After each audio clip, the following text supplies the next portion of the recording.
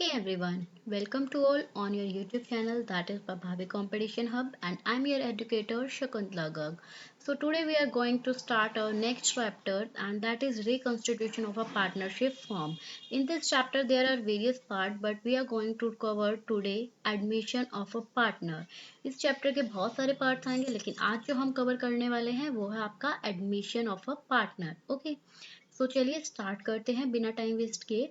Last chapter के अंदर हमने जो है पार्टनरशिप के बारे में पढ़ा. हमने पढ़ा बहुत कुछ कि पार्टनर्स जो है वो कैसे कैसे एक पार्टनरशिप फॉर्म बना सकते हैं, कैसे उनको जो है एक पार्टनरशिप डीड बनानी चाहिए, नहीं बनानी चाहिए, क्या क्या आइटम आपकी पार्टनरशिप डीड के अंदर मेंशन की जाती है. और इन केस अगर पार्टनरशिप डीड किसी चीज को लेकर साइलेंट है, इट मीन्स उसके अंदर वो चीजें अगर मेंशन नहीं है तो हम उनकी ट्रीटमेंट कैसे करेंगे. आफ्टर दैट हमने जो है वेरियस एंट्रीज देखी, एडजस्टमेंट देखी कि हम जो है पार्टनरशिप के अंदर एडजस्टमेंट कैसे करेंगे. अगर कोई पास्ट एडजस्टमेंट हमारी रहती है, हम कुछ ओमिशन कर गए, कुछ गलत हमने एंट्री कर दी, उस चीज़ को हम कैसे रिकॉर्ड करेंगे.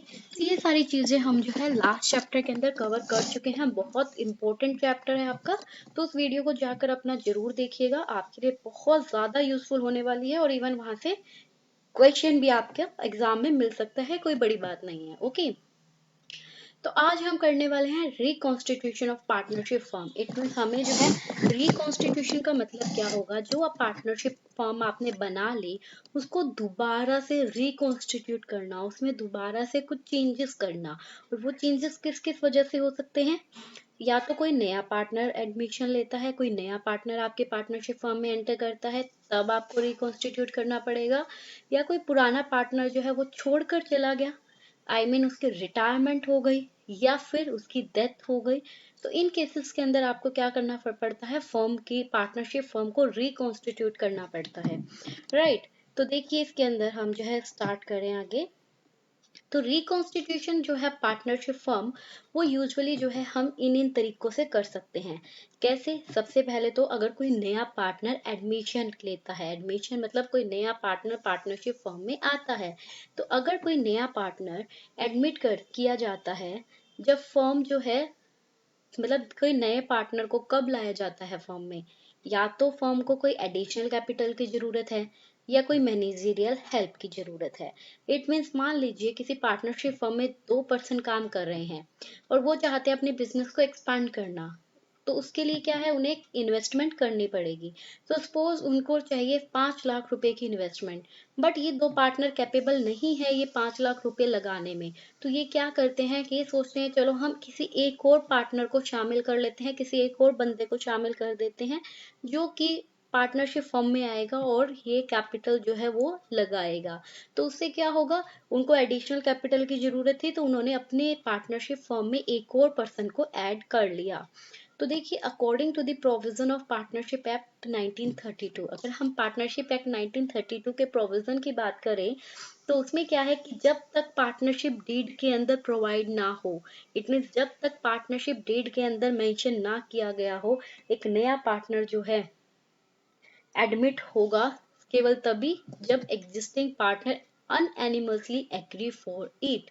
अगर पार्टनरशिप डीड में मेंशन नहीं किया गया तो वो तब ही एंटर कर सकता है जब पुराने पार्टनर जो है सारे के सारे जो है बिना किसी प्रॉब्लम के, बिना किसी डाउट के जो है एग्री कर जाएंगे उसके एंटर होने के लिए.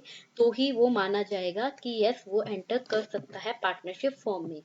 जैसे कि एक एग्जांपल ले लेते हैं हरी और हकी. ये पार्टनर्स है जो कि प्रॉफिट शेयर कर रहे हैं किस रेशियो में, 3:2 में. 1 अप्रैल 2017 को वो एडमिट करते हैं कि जॉन को भी अपना पार्टनर बना लेते हैं, 1/6 प्रॉफिट का शेयर उसे दे देंगे.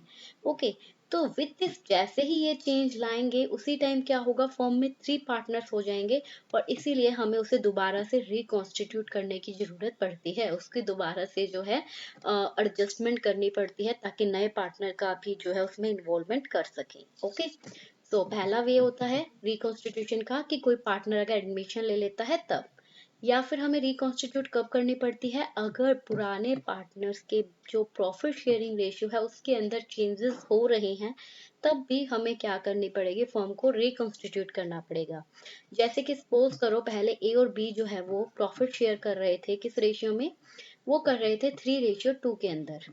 ओके, बट ये डिसाइड किया गया कि हम जो है अगले साल से प्रॉफिट इक्वली डिस्ट्रीब्यूट करेंगे।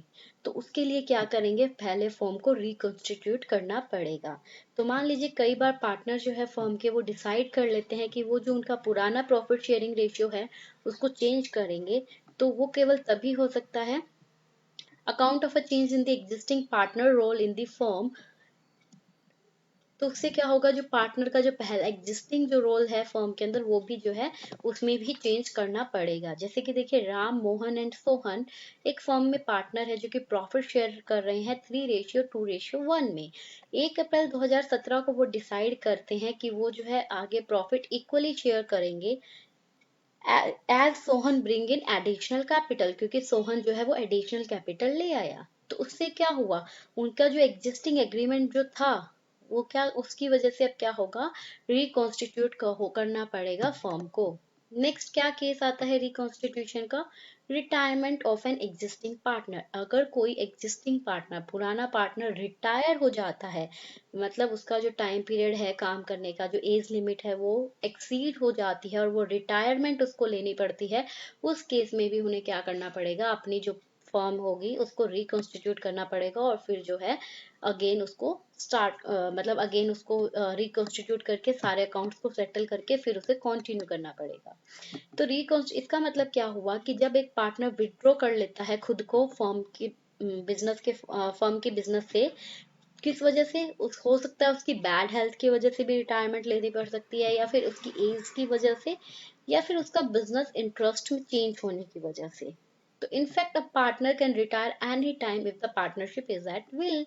अगर पार्टनरशिप फर्म जो है वो पार्टनरशिप एट विल बनाई गई है, पार्टनरशिप एट विल का मतलब क्या होता है कि आप अपनी मर्जी से जब चाहो पार्टनरशिप फर्म को छोड़कर जा सकते हो।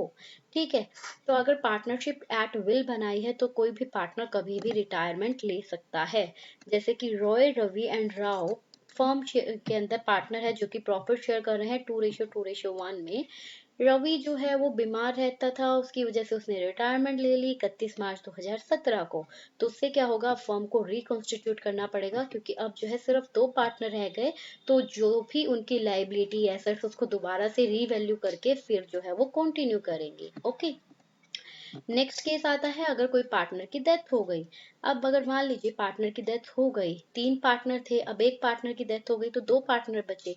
तो उनको दोबारा से अपने जो क्या करना पड़ेगा, अकाउंट्स को रिकॉन्स्टिट्यूट करना पड़ेगा और ताकि वो आगे जो है कंटिन्यू कर सके अपनी बिजनेस को बिना किसी प्रॉब्लम के। ओके, तो बेसिकली ये 4 तरीके होते हैं जिसकी वजह से एक फर्म को रिकॉन्स्टिट्यूट किया जा सकता है। या तो कोई पार्टनर एडमिशन ले लेता है, मतलब नया पार्टनर एडमिट करते हो आप फर्म के अंदर, या फिर पुराने पार्टनर का जो प्रॉफिट शेयरिंग रेशियो है वो चेंज हो जाता है, या फिर कोई रिटायरमेंट का केस आ जाता है, या किसी पार्टनर की डेथ हो जाती है। तो अब हम यहाँ पर डिस्कस करने वाले हैं इस चैप्टर के अंदर एडमिशन का, कि अगर कोई नया पार्टनर एडमिशन ले लेता है फर्म के अंदर तब क्या होगा, कैसे होगा, हम किस तरह से उसकी एडजस्टमेंट करेंगे।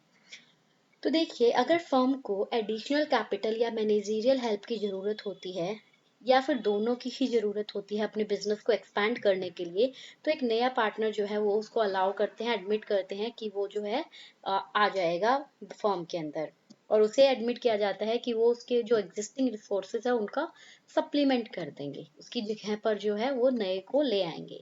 तो पार्टनरशिप एक्ट 1932 क्या कहता है कि एक नए पार्टनर को आप एडमिट कर सकते हो फर्म में केवल तभी जब सारे जो पुराने पार्टनर है वो अपनी सहमति जताए उस बात पर। अगर वो सहमति नहीं जताएंगे तब तक आप किसी नए पार्टनर का एडमिशन नहीं कर सकते। ओके, तो आपको पता है जब एडमिशन होता है नए पार्टनर का तो पार्टनरशिप फॉर्म को रिकॉन्स्टिट्यूट करते हैं और एक नया एग्रीमेंट जो है वो एंटर किया जाता है बिजनेस फॉर्म के बिजनेस को कैरी करने के लिए। तो जब नया पार्टनर एडमिट किया जाता है तो उसके पास 2 राइट आ जाते हैं मेन फॉर्म के। कौन कौन से राइट आते हैं उसके पास, एक तो उसके पास राइट आता है कि वो क्या कर सकता है, पार्टनरशिप फॉर्म की एसेट्स का शेयर ले सकता है। जो पार्टनरशिप फर्म में जितनी एसेट्स है उसमें वो अपना हिस्सा ले सकता है, और जो पार्टनरशिप फर्म के जो भी प्रॉफिट है उसमें अपना हिस्सा मांग सकता है। तो ये दोनों राइट जो है वो उसके एडमिशन होके टाइम पर ही उसके पास आ जाते हैं। ओके, तो देखिए, जब उसके पास राइट आता है कि वो जो है अपने एसेट्स के अंदर हिस्सा ले सकता है या प्रॉफिट के अंदर हिस्सा ले सकता है, तो जो पार्टनर है वो क्या करते हैं, bring an agreed amount of capital. तो वही पार्टनर क्या करता है, जब उसके पास ये दोनों राइट है तो वो कुछ ना कुछ फर्म में लेकर भी तो आएगा ना। तो या तो वो जो है एग्री करता है कि मैं इतना कैपिटल जो है लेकर आऊंगा फर्म में, या तो कैश की फॉर्म में लाऊं या काइंड की फॉर्म में लाऊं, वो उसकी मर्जी होती है। ओके, आफ्टर दैट, यस, ये कुछ एक इम्पोर्टेंट पॉइंट है जिनको ऊपर ध्यान दिया जाता है जब कोई नया पार्टनर जो है एडमिटेड होता है या नया पार्टनर का एडमिशन होता है। तो हम इन इन पॉइंट्स को क्या करते हैं, कंसीडर करते हैं, इन पर ध्यान देते हैं। सबसे पहले तो न्यू प्रॉफिट शेयरिंग रेशियो। कहने का मतलब क्या है, मान लो ए और बी पार्टनर है। ओके, अब आ गया सी पिक्चर के अंदर। सी बोलता है जी कि मैं भी आपकी फर्म को ज्वाइन करना चाहता हूँ। ए ने सहमति दे दी, बी ने सहमति दे दी, ठीक है जी, आ जाओ आप हमारी फर्म के अंदर। ओके, अब जब ये आता है ना पार्टनरशिप फर्म में, तो हम क्या क्या, जो ए और बी है वो क्या क्या चीजें ध्यान रखेंगे। सबसे पहले तो प्रॉफिट शेयरिंग रेशियो। पहले ही ये बात आ जाएगी कि हम जो हमारा प्रॉफिट होएगा वो किस रेशियो में बांटेंगे। ए और बी बोलेंगे जी हम तो पहले 3:2 में बट रहे थे, अब सी आया है, सी कहेगा मैं भी तो आया हूँ, अब मेरा हिस्सा भी दो। उस केस में क्या करते हैं, एक नया प्रॉफिट शेयरिंग रेशियो निकालना पड़ता है जो कि इन तीनों का कंट्रीब्यूशन बताएगा कि तीनों को किस किस रेशियो में प्रॉफिट मिलने वाला है। ओके, तो सबसे पहले तो हम न्यू प्रॉफिट शेयरिंग रेशियो को कैलकुलेट करेंगे। अब जब new profit sharing ratio calculate करेंगे तो साथ में हमें देखना पड़ेगा सेक्रीफाइसिंग रेशियो। इसका मतलब क्या है कि जैसे ए है, वो पहले 3 उसको शेयर मिल रहा था, बी को 2 शेयर मिल रहा था, अब सी को कितना मिल रहा है वो देखना है। और फिर सी को मिलेगा, इट मीन्स ए को और बी को कुछ ना कुछ सेक्रीफाइस करना पड़ेगा तभी तो सी को मिलेगा ना। अगर इसको कुछ दे रहे हो, ऐसा तो है नहीं इसको भी 3 मिलता रहे, इसको भी 2 मिलता रहे और इसको जो है हमने 1 दे दिया। ऐसा कर सकते हैं नो डाउट, लेकिन पहले ये चेक करेंगे कि सी अपने साथ लेकर क्या आया है, कितनी कैपिटल लाया है, गुडविल लाया है, क्या लेकर आया है, उसके बेस पर उसका प्रॉफिट निकालेंगे।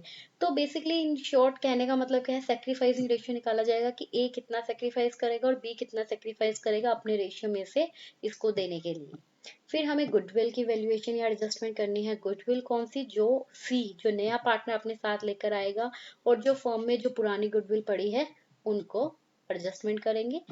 एसेट्स का रीवैल्यूएशन करेंगे, क्योंकि जब रिकॉन्स्टिट्यूशन कर रहे हैं फर्म का, तो जितनी एसेट्स जितनी लाइबिलिटी पहले से फर्म में थी उनको दोबारा से क्या किया जाएगा, रीवैल्यूएशन किया जाएगा। ओके, फिर हम क्या करेंगे, जो एक्यूमुलेटेड प्रॉफिट है या जो रिजर्व्स है, जो इकट्ठे किए हुए प्रॉफिट रिजर्व है, उनको डिस्ट्रीब्यूट करेंगे।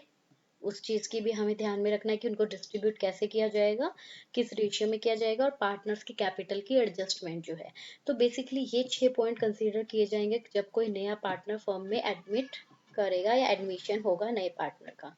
अब बात आती है सबसे पहले, अब ये 6 के बारे में ही हमें इस चैप्टर में पढ़ना है तो एक एक करके पढ़ेंगे। सबसे पहले पॉइंट आता है न्यू प्रॉफिट शेयरिंग रेशियो का, कि वो क्या है, वो कैसे निकलेगा और क्या क्या तरीके हैं निकालने के। तो देखिए, जब कोई नया पार्टनर फर्म के अंदर आता है तो उसे क्या मिलेगा, ओल्ड पार्टनर से जो प्रॉफिट है उसमें उसको हिस्सा मिलेगा।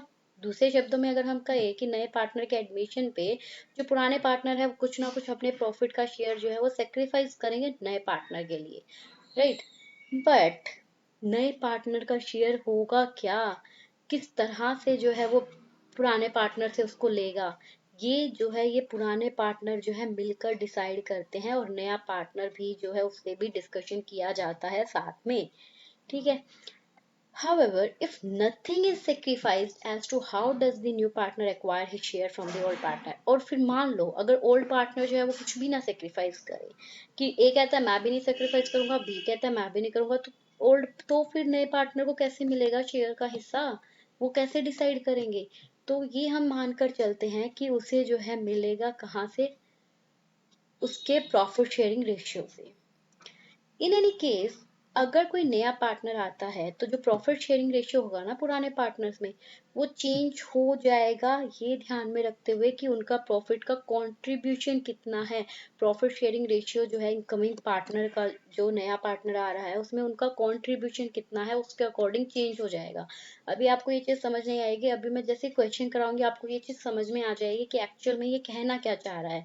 आपको अभी सिर्फ इतना ध्यान रखना है कि नया प्रॉफिट शेयरिंग रेशियो निकालना है, तो ओल्ड पार्टनर जो है वो किस तरह से अपना शेयर जो है वो कंट्रीब्यूट करेंगे, या फिर अगर वो ना करना चाहे तो किस तरह से जो है नए पार्टनर को मिलेगा हिस्सा। तो ये सब डिसाइड करता है कि नया पार्टनर किस तरह से जो है पुराने पार्टनर से जो है अपना शेयर लेगा, फॉर विच देयर आर, और उसकी जो है कई तरीके हैं या कई पॉसिबिलिटीज है कि वो जो है अलग अलग तरीकों से जो है वो ले सकता है। कैसे, अब ध्यान से क्वेश्चन सुनते जाना, क्वेश्चन करवाती रहूंगी और साथ साथ आपको डिफरेंस बताती रहूंगी। फर्स्ट इलस्ट्रेशन देखिए, Anil and Vishal are partners, जो कि प्रॉफिट शेयर कर रहे हैं किस रेशियो में, 3:2 में। And one more thing guys, ये जो क्वेश्चन करवा रही हूँ ये पूरे चांस है आपको एग्जाम में आने के कि न्यू प्रॉफिट शेयरिंग रेशियो बताओ कितना है, और ओल्ड प्रॉफिट सेक्रीफाइसिंग रेशियो निकाल के दिखाओ, न्यू रेशियो गेनिंग रेशियो निकाल के दिखाओ, ठीक है। तो ये इस तरह से क्वेश्चन जरूर पूछ सकता है, कोई बड़ी बात नहीं है। तो देखिए अनिल एंड विशाल जो है वो 3:2 में जो है अपना प्रॉफिट शेयर कर रहे हैं, और वो एडमिट करते हैं कि सुमित जो है वो उनके एक नया पार्टनर आएगा और उसको हम 1/5 शेयर देंगे future profit of the firm. Firm का जो फ्यूचर में प्रॉफिट होगा उसका 1/5वां जो हिस्सा होगा, पांचवे में से मतलब 1/5वां हिस्सा जो है वो उसे देंगे। समझ में आया कि फर्म का जो भी फ्यूचर में प्रॉफिट होगा उसका 1/5 पोर्शन उसे दे दिया जाएगा। तो वो आपको न्यू प्रॉफिट शेयरिंग रेशियो निकालना है अनिल का, विशाल का और सुमित का। तो देखिए इस क्वेश्चन को करने के लिए सबसे पहले हम मान लेते हैं, लेट कर लीजिए कि फर्म का जो प्रॉफिट है वो कितना है, फ्यूचर प्रॉफिट 1। ओके, लेट कर लिया 1। अब इसमें सुमित का शेयर कितना है, 1/5। इट मीन्स फ्यूचर प्रॉफिट 1 है, उसमें से 1/5 पोर्शन तो सुमित को देना ही देना है, इसमें तो कोई दो राय है ही नहीं। तो इट मीन्स अब जो अनिल और विशाल है उनके लिए कितना बचा, कैसे निकालेंगे, इस 1 में से 1/5 को माइनस कर देंगे, जो बचेगा वो दोनों में बटेगा, अनिल और विशाल में। तो यहाँ पर क्या किया, 1 में से 1/5 को माइनस कर दो। तो जब हम ऐसा करेंगे तो हमारे पास आता है रिजल्ट क्या, 4/5। इट मीन्स कि फर्म का जो 4/5 पोर्शन है वो रिमेनिंग बचता है, और इस 4/5 को अनिल और विशाल अपने रेशियो के अंदर डिस्ट्रीब्यूट करेंगे। अब अनिल का शेयर कितना था, 3। ये देखो 3:2 है ना, 3:2 का मतलब क्या है कि अनिल का जो हिस्सा है वो तीसरा है और विशाल का दूसरा है। और कितने का, 3+2, टोटल शेयर कितना है, 5। तो इट मीन्स जो अनिल है उसका 3/5 पोर्शन बनता है और इसका 2/5। अब उसने बोला कि जो रिमेनिंग प्रॉफिट बचा, जो फर्म का प्रॉफिट कितना बचा है, अब 4/5 है। अब इस 4/5 का जो 3/5 पोर्शन है वो तो अनिल का होगा, और इसी का 2/5 पोर्शन जो है वो आपका विशाल का होगा।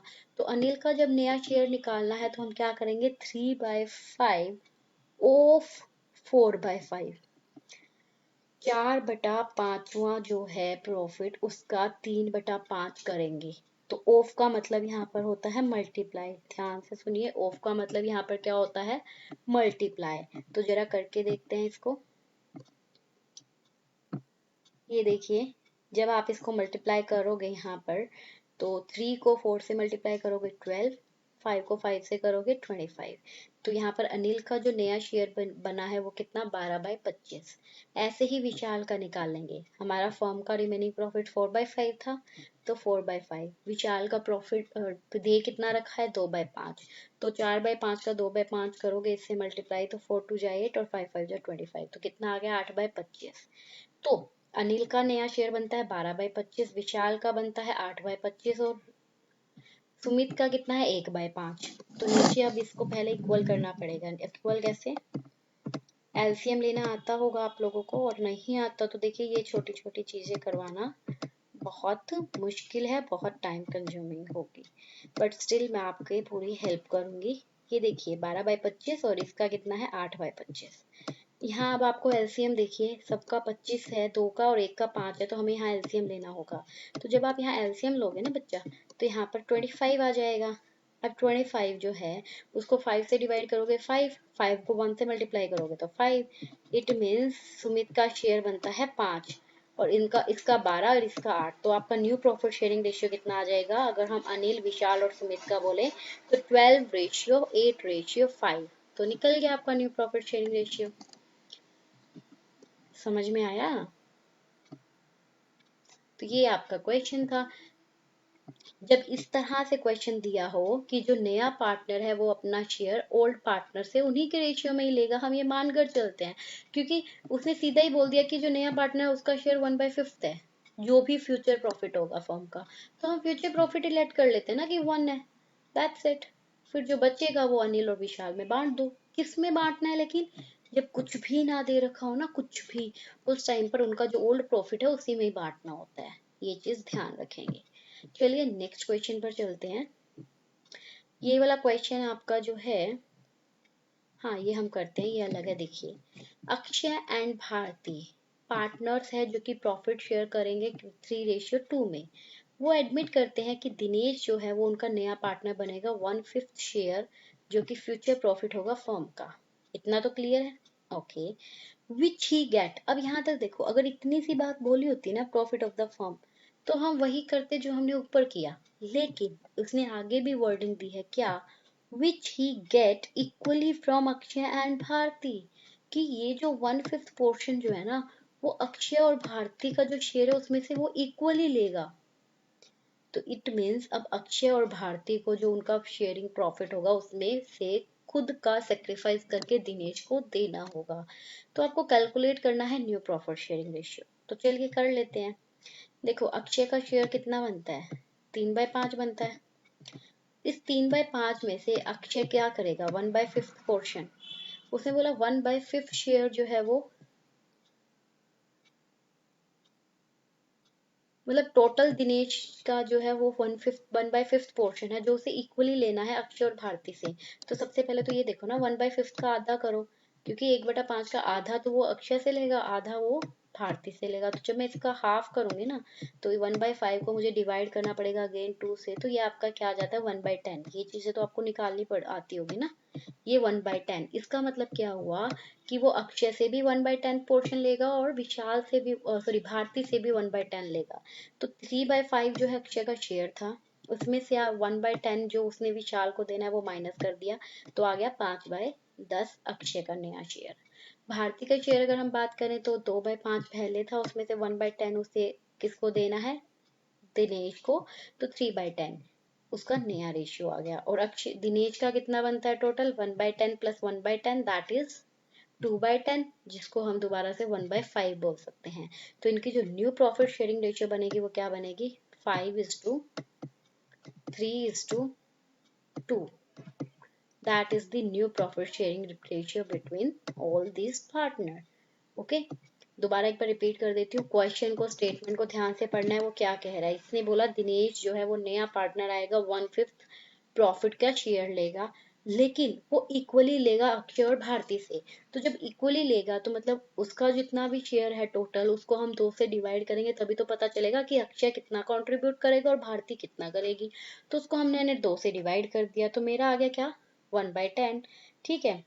अब जैसे ही मेरा 1/10 आ गया तो इट मीन्स अक्षय जो है वो भी क्या करेगा? 1/10 पोर्शन माइनस करेगा, भारती भी 1/10 पोर्शन माइनस करेगी। That's it. तो अक्षय का नया शेयर आ गया, भारती का आ गया और दिनेश का तो है ही नया शेयर। तो ये था आपका क्वेश्चन। अब नेक्स्ट क्वेश्चन देखिए जरा, ये भी अलग है इसीलिए करवा रही हूँ, जो जो अलग होंगे बस वो मैं आपको करवाऊंगी। सो देखिए, अंशु एंड नीतू ये पार्टनर्स है जो कि प्रॉफिट शेयर कर रहे हैं 3:2 में। वो ज्योति को एडमिट कर लेते हैं एक नया पार्टनर के रूप में। किसमें? 3/10 शेयर। कितना शेयर मिलेगा ज्योति को? कंप्लीट 3/10। इसमें से देखो, which she acquired 2/10 from Anshu, मतलब अंशु से 2/10 हिस्सा तो उसे अंशु से मिलेगा और 1/10 उसे नीतू से मिलेगा। तो आपको न्यू प्रॉफिट शेयरिंग रेशियो निकालना है। तो अब क्या करेंगे? देखो, अंशु से उसे कितना मिलेगा? 2/10 ना, राइट। तो अंशु का टोटल शेयर है कितना, 3/5, और नीतू का कितना है, 2/5। तो 3/5 में से माइनस कर दो 2/10 को, क्योंकि अंशु ने 2/10 पोर्शन जो है वो दे दिया। वहीं हम क्या करेंगे, नीतू वाले में से भी करेंगे, तो फिर नीतू का शेयर कितना है, 2/5, राइट। तो 2/5 में से हम क्या कर देंगे, उसका जो 1/10 उसमें सेक्रीफाइस करना है वो माइनस कर देंगे। तो अंशु का नया शेयर 4/10 आ गया, नीतू का नया शेयर 3/10 आ गया, और ज्योति का तो है ही 3/10। तो ये आपका नया प्रॉफिट शेयरिंग रेशियो निकल गया, दैट इज 4:3:3। तो ये आपका नेक्स्ट क्वेश्चन था। चलिए अभी क्वेश्चन है, इसको हम कवर करने की कोशिश करते हैं। देखिए, राम एंड श्याम पार्टनर्स है एक फॉर्म में, जो कि 3:2 जो है वो शेयर कर रहे हैं प्रॉफिट। ओके, घनश्याम को वो एक नया पार्टनर लेकर आते हैं। अब यहाँ पर घनश्याम का रेशियो नहीं दिया हुआ कि वो नया पार्टनर जो आएगा उसको कितना मिलेगा, बट यहाँ इतना बोला हुआ है कि राम जो उसका शेयर है, उसके शेयर का 1/4 जो पार्ट है वो सेक्रीफाइस करेगा। ध्यान से देखिए, वन उसके शेयर का 1/4 पार्ट, उसने ये नहीं बोला 1/4 फ्रॉम हिज शेयर, उसने कहा 1/4 ऑफ हिज शेयर, मतलब जो उसका शेयर है उसका 1/4 पार्ट जो है वो करेगा। श्याम जो है वो 1/3 जो है उसके शेयर का घनश्याम के फेवर में सेक्रीफाइस करेगा। And you have to calculate new profit sharing ratio of Ram, Shyam and Ghanshyam. तो चलिए इस क्वेश्चन को करते हैं। आपको अब देखिए, अगर हम ओरिजिनल जो ओल्ड प्रॉफिट की बात करें, तो राम जो है उसका ओल्ड प्रॉफिट क्या है, profit sharing ratio, that is 3:5 ना। आपको पता है 3:5 कैसे आया, 3 उसका शेयर है, और टोटल जब राम और श्याम का मिलाते हैं तो 3 टोटल 5 बनता है, तो 3:5 जो है वो राम का शेयर है। अब बात करते हैं श्याम की। तो श्याम का जो शेयर है,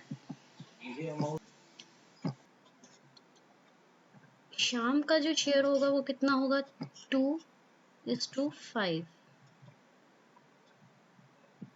अब क्वेश्चन हमें कह रहा है कि राम जो है वो अपने शेयर का 1/4 सेक्रीफाइस करेगा, तो उसका कैसे निकालेंगे, 3/5 जो उसका पोर्शन है उसका 1/4 हिस्सा, इट मीन्स 1/4 पोर्शन।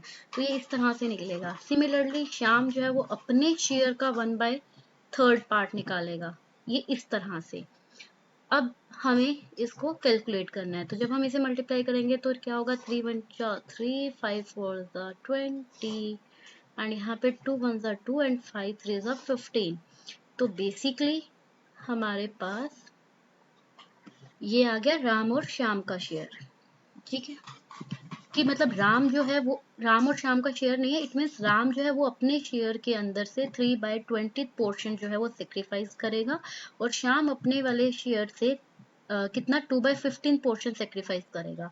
तो इट मीन्स राम का बचा कितना पोर्शन, तो राम का बचा कितना है वो निकालने के लिए हमें क्या करना पड़ेगा, 3/5 के अंदर से अभी माइनस करना होगा 3/20।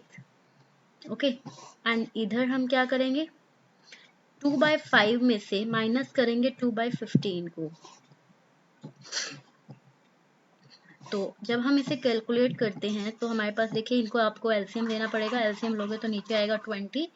ठीक है, यहाँ पर होगा 12 - 3, दैट इज 9/20 जो है वो आपका राम का शेयर आ जाएगा। इसे कैलकुलेट कर लेना। नेक्स्ट अगर हम इसको कैलकुलेट करेंगे तो आपका आएगा 6 - 2, दैट इज 4/15। कितना आएगा, 4/15। और अब बचती है घनश्याम का कितना शेयर बना, तो घनश्याम का कितना बना, 3/20 और 2/15 को आप ऐड कर देंगे। तो यहाँ देखिए 3/20 और 2/15 को जब हम ऐड करेंगे वी विल गेट 17/60। तो मतलब घनश्याम का नया शेयर कितना है, 17/60। राम का हमने कितना निकाला, 9/20, और श्याम का हमने निकाला कितना, 4/15। जब आप इनको एक साथ लिखकर नीचे एलसीएम सेम करके जब आप कैलकुलेट करेंगे तो आपका नया प्रॉफिट शेयरिंग रेशियो बनेगा 27:16:17। तो ये आपका क्वेश्चन था। तो बाकी ऑलमोस्ट क्वेश्चन के पार्ट्स हमने कर लिए। एक और क्वेश्चन इसमें आता है, जो कि अब इसमें क्या होगा ये देखिए question. Das and Sinha partner है एक फर्म के अंदर जो कि प्रॉफिट शेयर कर रहे हैं 4:1 में। वो पाल को एडमिट करते हैं नए पार्टनर में, जो कि 1/4 जो है वो प्रॉफिट में हिस्सेदारी लेगा। लेकिन उसने ये बोल दिया विच ही एक्वायर्ड होली फ्रॉम दास, पूरा का पूरा शेयर ये दास देगा इसको। इट मीन्स अब जो सिन्हा है ना वो कुछ भी सेक्रीफाइस नहीं करेगा, दास जो है वो पूरा का पूरा 1/4 शेयर सेक्रीफाइस कर देगा। तो जस्ट इतना करना है कि जो दास का आपका प्रॉफिट शेयरिंग रेशियो उसके अंदर से आप 1/4 माइनस कर दीजिए, आपका आ जाएगा। और उधर से दास का आ जाएगा, उधर से सिन्हा का उतना ही रहेगा, और जो पाल है उसका 1/4 शेयर है ही। सबसे इजी क्वेश्चन। तो ये हमने न्यू प्रॉफिट शेयरिंग रेशियो निकाल लिया अलग अलग सिचुएशंस के अंदर। और ये क्वेश्चन अगर आप ये सारे इतने कर लोगे तो बस इसी से रिलेटेड ही न्यू प्रॉफिट शेयरिंग रेशियो के क्वेश्चन आएंगे, इससे अलग सिचुएशंस नहीं हो सकती। फिर नेक्स्ट आता है सेक्रीफाइसिंग रेशियो। क्या होता है सेक्रीफाइसिंग रेशियो का मतलब? क्या होता है वो रेशियो जिसके अंदर ओल्ड पार्टनर एग्री करते हैं कि वो अपने प्रॉफिट का हिस्सा जो है वो सेक्रीफाइस कर देंगे, किसके लिए? नए पार्टनर के लिए। जैसे हम ऊपर देखते हैं ना कि जैसे उसने 2:1 सेक्रीफाइस किया, इसका मतलब ए पार्टनर 2 पोर्शन सेक्रीफाइस करेगा, वो 1 करेगा, इस तरह से। तो इनकमिंग पार्टनर के फेवर में जब वो प्रॉफिट को सेक्रीफाइस करेंगे तो उसको बोलते हैं सेक्रीफाइसिंग रेशियो। क्या बोलेंगे? Sacrificing ratio. और जो सेक्रीफाइस होगा उसका फॉर्मूला क्या होता है निकालने का? ओल्ड शेयर ऑफ प्रॉफिट, जो उनका पुराना प्रॉफिट का हिस्सा है उसमें से उनका जो नया शेयर होगा प्रॉफिट का उसको माइनस करना। फॉर्मूला याद होना चाहिए, old share of profit minus new share of profit. तो देखिए अगर मान लीजिए न्यू पार्टनर जो है उसे जरूरत है कि वो ओल्ड पार्टनर को कंपनसेट करे उसका जो लॉस है share in super profit of the firm, for which he bring in an additional amount as premium for goodwill. इसका मतलब अब देखो पुराने नए वाले पार्टनर अगर अपना प्रॉफिट का हिस्सा अगर सेक्रीफाइस करेंगे तो इट मीन्स उन्हें भी तो कुछ मिलना चाहिए, फ्री में तो कोई नहीं करता। तो इसीलिए जो नया पार्टनर आएगा ना वो क्या करेगा, वो अपना गुडविल का प्रीमियम जो है वो लेकर आएगा, एडिशनल अमाउंट जो होगा गुडविल लेकर आएगा, और वो जो है उसमें उनको हिस्सेदारी मिलेगी। तो जो एग्जिस्टिंग पार्टनर जो होंगे ना वो उस अमाउंट को शेयर करेंगे, किस रेशियो में? जिसके अंदर वो अपने शेयर्स फोरगो करेंगे, मतलब जो उनका सेक्रीफाइस रेशियो होगा ना उसके अंदर। दोबारा से बोल रही हूँ ये बात, नया पार्टनर जो गुडविल लेकर आएगा उसको पुराने पार्टनर जो होंगे वो आपस में शेयर करेंगे सेक्रीफाइसिंग रेशियो में। इतनी सी बात है, ये याद रख लीजिए। और जो रेशियो होगा वो क्लियरली जो है वो गिवन होगा आपको, ठीक है। वो ओल्ड रेशियो भी हो सकता है, सेक्रीफाइस भी हो सकता है, या फिर कोई डिफाइंड रेशियो भी हो सकता है क्वेश्चन के अंदर। ओके। लेकिन डिफिकल्टी अराइज कब होगी? जब रेशियो जो होगा नए पार्टनर का जो वो अक्वायर करेगा ओल्ड पार्टनर के शेयर से वो स्पेसिफाई अगर नहीं है तब प्रॉब्लम आएगी, अदरवाइज कोई प्रॉब्लम नहीं आएगी। इसका भी एक क्वेश्चन कर लेते हैं ताकि आपको एक अंडरस्टैंडिंग हो जाए एक्चुअल में क्या है, कैसे करना है। तो देखिए जरा, रोहित एंड मोहित जो है वो पार्टनर है एक फर्म के अंदर जो कि प्रॉफिट शेयर कर रहे हैं 5:3 में। वो एडमिट करते हैं कि वो बिजोए को एक नया पार्टनर लेकर आएंगे, किसमें? 1/7 शेयर के अंदर, प्रॉफिट के 1/7 शेयर में। तो आपको न्यू प्रॉफिट शेयरिंग रेशियो जो है वो भी दे रखी है 4:2:1। अब सिर्फ आपको सेक्रीफाइसिंग रेशियो निकालना है, तो निकाल देंगे, बड़ी बात क्या है। तो देखिए सेक्रीफाइस रेशियो का फॉर्मूला क्या था? Old minus new. तो ओल्ड रेशियो रोहित का क्या है? 5:8। और न्यू रेशियो क्या है उसका? 4, 5, 6 और 7। तो इट मीन 4:7। इन सबका टोटल करना है, याद है ना, डिनोमिनेटर में जो आएगा वो टोटल आएगा। तो 5/8 माइनस 4/7 दैट इज 3/56। ये आ गया रोहित का सेक्रीफाइस। फिर हम मोहित की अगर बात करें तो मोहित का देखिए ओल्ड रेशियो कितना है आपका? 3/8। न्यू कितना है आपका? 2/7। तो हम इसको कैसे करेंगे? 3/8 माइनस 2/7 दैट इज 5/56। तो ये आ गया उसका मोहित का सेक्रीफाइस। तो जो सेक्रीफाइसिंग रेशियो जो होगा अब मोहित और उसके बीच में वो कितना? 3:5 होगा। है ना इजी, कोई दिक्कत नहीं है, आप इसको बहुत इजीली कर सकते हैं। जस्ट आपको फॉर्मूला याद होना चाहिए, ओल्ड माइनस न्यू।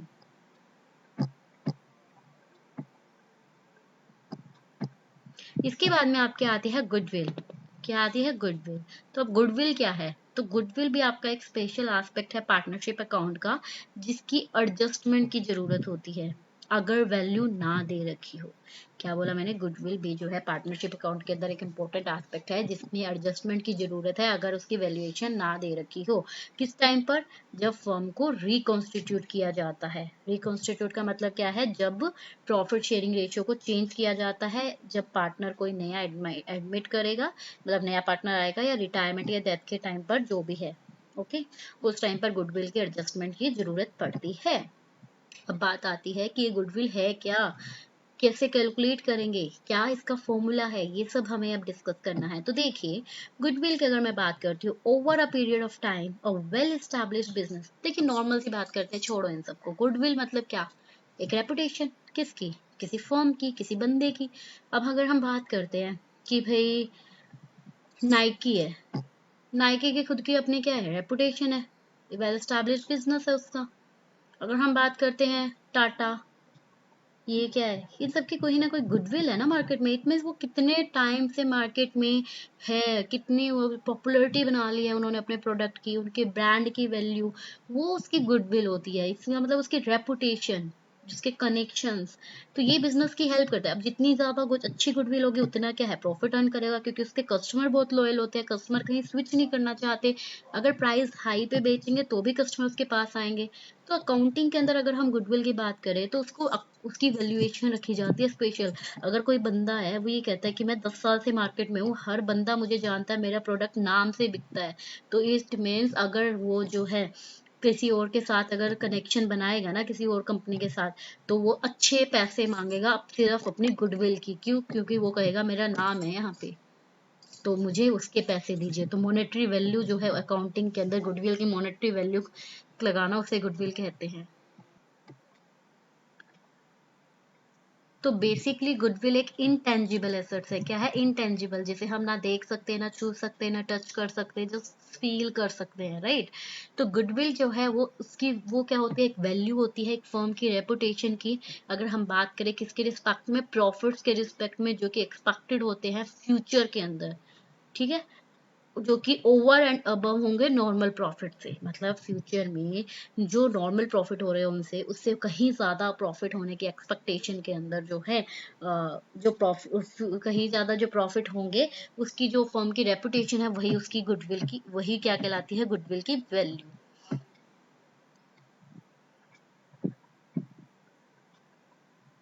इसलिए गुडविल एग्जिस्ट करती है केवल जब फर्म जो है सुपर प्रॉफिट अर्न करते हैं ना, तभी गुडविल हम बोलेंगे कि एग्जिस्ट कर रही है। तो कोई भी फर्म जो है जो कि अर्न करता है नॉर्मल प्रॉफिट या फिर लॉस इनकर कर रहा है, तो उसकी कभी भी गुडविल नहीं हो सकती मार्केट में।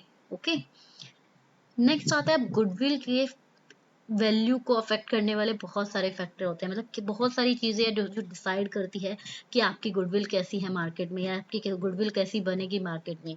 अब अगर मैं मेरी बात करती हूँ, मैं आप लोगों को टीच कर रही हूँ, अगर सपोज मैं अच्छे से नहीं टीच करती हूँ, इट मीन्स क्या होगा, गुडविल डाउन होगी, कोई नहीं पूछेगा।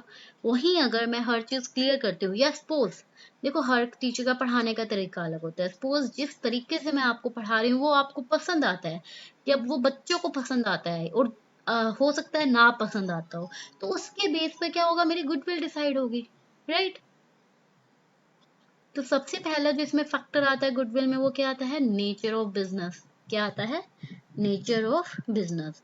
तो देखिए इसमें क्या है, मतलब एक फर्म की गुडविल डिपेंड करती है कि वो बिजनेस कैसा है, किस नेचर का बिजनेस है, जो प्रोडक्ट वो बिजनेस में बन रहे हैं कि उसकी डिमांड कैसी है, क्या डिमांड फ्लक्चुएटिंग है, बार बार ऊपर नीचे हो रही है, या स्टेबल है। तो देखिए क्या होगा, एक फर्म जो कि अगर ऐसे प्रोडक्ट बनाती है जो कि हाई वैल्यू है जिनकी, और जिनकी डिमांड जो है वो स्टेबल रहती है, ना एकदम से गिरती ना एकदम से ज्यादा होती, वही ज्यादा प्रॉफिट अर्न करती है, और इसीलिए उस प्रोडक्ट की, उस फर्म की गुडविल हमेशा ज्यादा होगी as compare to another firm. Okay, फिर आता है लोकेशन। अब डिपेंड करता है आपका बिजनेस लोकेट कहाँ पर है, कहाँ पे आपने अपना जो है बिजनेस खोल रखा है। अगर सपोज आपने एक बिल्कुल बैकवर्ड एरिया में खोल रखा है जहाँ पर जो है लोग ही नहीं आते, तो कहाँ से आपके बिजनेस की गुडविल बनेगी, बन सकती है नहीं। या फिर आपने जहाँ खोल रखा है, मतलब आपके वो लोकेलिटी ही बहुत गंदी है, वहां पर खड़े होना भी लोग पसंद नहीं करते, तो कैसे फिर आपका प्रोडक्ट बिकेगा। ओके, तो आपके बिजनेस की लोकेशन क्या है वो भी डिपेंड करता है, और उसकी वजह से ही आपकी गुडविल अफेक्ट होती है। अगर लोकेशन अच्छी है बिजनेस की, तो गुडविल जो है वो बिजनेस की काफी अच्छी होगी। फिर आती है एफिशिएंसी ऑफ मैनेजमेंट। एक वेल मैनेज्ड कंसर्न होगा, मतलब जो मैनेजमेंट है, जो मैनेजर्स है, वो किस तरह से जो है काम करते हैं। तो अगर मैनेजर रिसोर्सेज का अच्छे से यूज करते हैं, प्रोडक्शन हाई करते हैं कम कॉस्ट पे, तो ऑब्वियसली क्या होगा, प्रॉफिट ज्यादा होंगे, प्रॉफिट ज्यादा होंगे तो गुडविल भी ज्यादा होगी। फिर बात आती है मार्केट सिचुएशन। मार्केट सिचुएशन का मतलब क्या है, मार्केट के अंदर अगर मोनोपोली, इसका मतलब क्या है कि मान लीजिए आप जो प्रोडक्ट बना रहे हैं, वैसा प्रोडक्ट मार्केट में कोई और बनाता ही नहीं है, आपका कोई कॉम्पिटिटर ही नहीं है, ऑटोमेटिकली आपके प्रोडक्ट की क्या होगी, डिमांड हाई होगी, आपकी गुडविल होगी मार्केट में।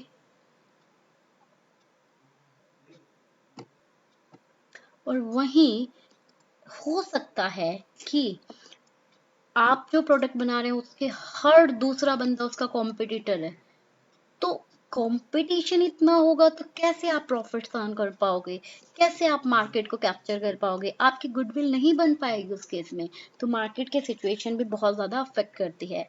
फिर आता है स्पेशल एडवांटेज। फर्म जो कि इंजॉय करते हैं ना स्पेशल एडवांटेज, जैसे कि मान लीजिए इंपोर्ट लाइसेंस है जिसके पास, या low rate and assured supply of electricity provide करती है, लॉन्ग टर्म कॉन्ट्रैक्ट है अगर मटेरियल सप्लाई करने का। तो ये सारे जिसके पास एडवांटेज हो गए वो भी क्या करेगी, हाई गुडविल जो है उसको एंजॉय करेगी। तो ये कुछ एक फैक्टर है जिसकी वजह से गुडविल जो है उसकी वैल्यू अफेक्ट होती है। अब बात आती है कि हमने ये बोल दिया कि गुडविल की वैल्यूएशन जरूरी है, कि एक बंदा आया है वो अपने साथ गुडविल लेकर आया, वो कहेगा कि बताओ जी मेरी गुडविल की वैल्यू कैसे निकालोगे, या क्या गुडविल की मेरी वैल्यू लगाओगे। तो वो कैसे निकालेंगे, कैसे पता चलेगा हमें। तो नॉर्मली जो वैल्यूएशन जो है गुडविल की वो कब अराइज होती है, जब बिजनेस सेल करते हैं उस टाइम पर। लेकिन अगर हम पार्टनरशिप फर्म की बात करें तो इन सारी सिचुएशंस के अंदर भी क्या है, गुडविल की वैल्यूएशन की जाती है। कौन कौन सी सिचुएशन, अगर प्रॉफिट शेयरिंग रेशियो अगर चेंज हो रहा है पार्टनर्स का तब, कोई नया पार्टनर आ रहा है बिजनेस में तब, कोई पार्टनर रिटायर हो रहा है या कोई पार्टनर की डेथ हो जाती है।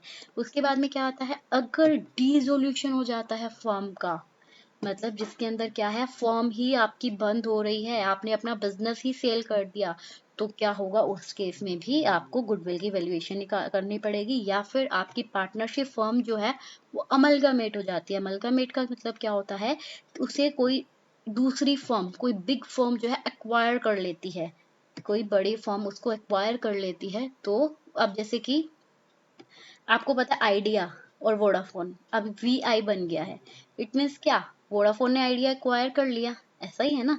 तो इसका मतलब वो क्या है, अमलगामेशन हुआ है। तो अमलगामेशन ऑफ पार्टनरशिप फर्म के केस में भी आपको गुडविल की वैल्यूएशन करनी पड़ती है।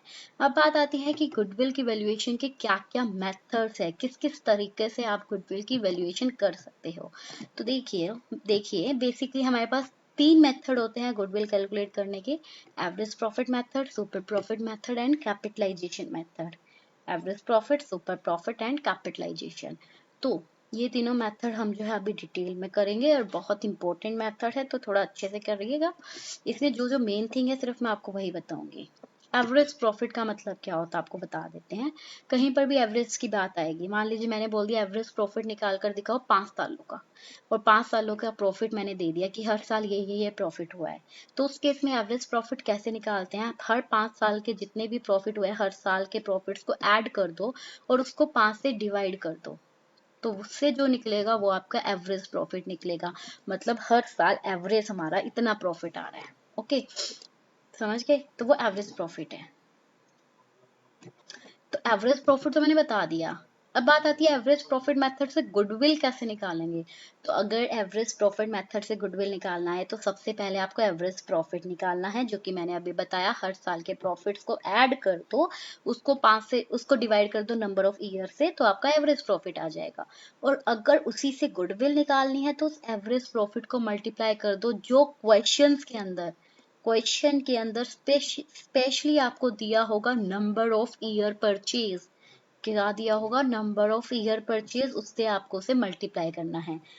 अब इतना जब आपको क्लियर हो गया तो अब जब मैं ये पढ़ूंगी ना क्वेश्चन, ये जो बताऊंगी आपको, आपको सारा एकदम क्लियर हो जाएगा, क्रिस्टल क्लियर आपके माइंड में सारी चीजें आ जाएगी, सब समझ में आ जाएगा। देखिए एवरेज प्रॉफिट मेथड में गुडविल जो है उसकी वैल्यूएशन हम करते हैं agreed number of year purchase of the average profit of past few year.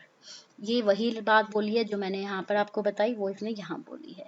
ये एक अजम्पशन पे बेस्ड होती है, किस अजम्पशन पे, कि जो नया बिजनेस है ना वो एबल नहीं होगा कि वो कोई भी प्रॉफिट अर्न कर सके पहले 5 सालों में। इसमें क्या अजम्पशन रहती है कि हम ये मानकर चलते हैं कि अगर कोई भी नया बिजनेस है ना, कोई नया बिजनेस अगर मार्केट में आ रहा है तो वो पहले 5 साल तो एटलीस्ट क्या है कोई प्रॉफिट अर्न नहीं कर पाता। ठीक है, तो उसी के हिसाब से हम नंबर ऑफ ईयर परचेज जो है वो दिया होता है हमें क्वेश्चन में। तो देखिए इसको हम कैसे निकालते हैं, सीधी सी बात हमें ये देखनी है। यहाँ पर एग्जांपल पे आइए, अगर पास्ट एवरेज प्रॉफिट जो है एक बिजनेस का एक बिजनेस का पास्ट में जो एवरेज प्रॉफिट है वो आपको दे रखा है जी 20,000, और ये कहा गया है कि ये जो प्रॉफिट जो है ना ये अनदर 3 साल और चलेगा, 3 साल और तक यही प्रॉफिट चलेगा। और आपको क्या है, वैल्यू निकालनी है गुडविल की। तो कैसे निकालोगे, तो मैंने अभी बोला कि जो एवरेज प्रॉफिट होगा जो 20,000 है उसको मल्टीप्लाई कर दो नंबर ऑफ ईयर परचेज से, और नंबर ऑफ ईयर परचेज कितना बोला उसने जी, 3 साल और चलेगा ये प्रॉफिट। तो कर दिया, तो कितना आया, 20,000 मल्टीप्लाई 3 दैट इज 60,000, तो आपकी गुडविल की वैल्यू 60,000 आ जाएगी। ठीक है ना।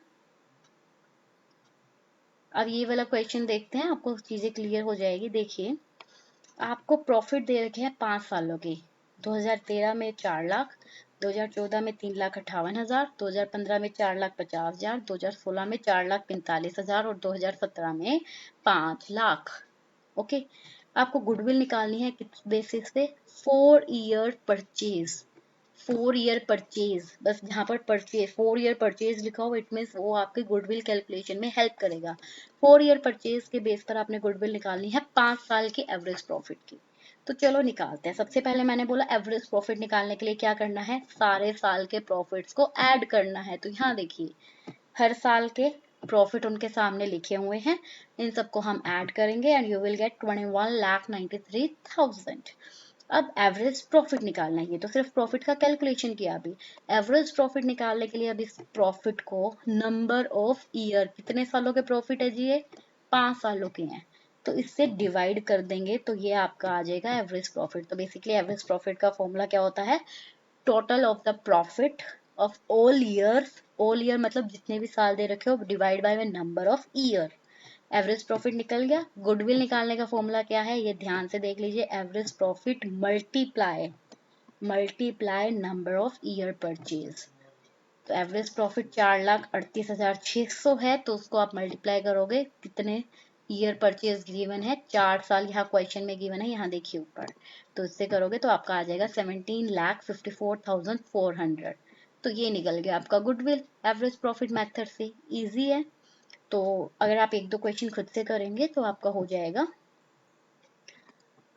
ये आपको मैं इलस्ट्रेशन दिखा देती हूँ, आपको अगर करने हो तो आप इसे वीडियो को पॉज करके जो है ये क्वेश्चंस कर सकते हैं।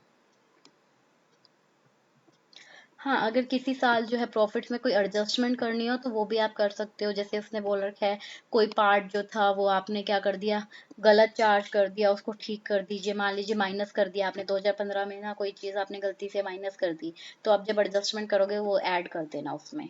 बस ये चीज़ देख लेना अभी।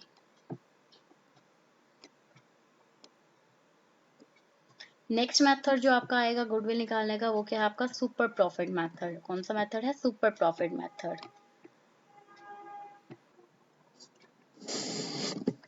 अब आपका आता है जो सुपर प्रॉफिट मेथड, तो उसमें देखिए गुडविल निकालने का फॉर्मूला क्या होता है सबसे पहले। तो सुपर प्रॉफिट मेथड में भी गुडविल निकालने का फॉर्मूला होता है वही एवरेज प्रॉफिट वाला, बट यहाँ पर एवरेज प्रॉफिट की जगह आ जाएगा super profit multiply number of year purchase. Okay, ये होता है गुडविल निकालने का फॉर्मूला।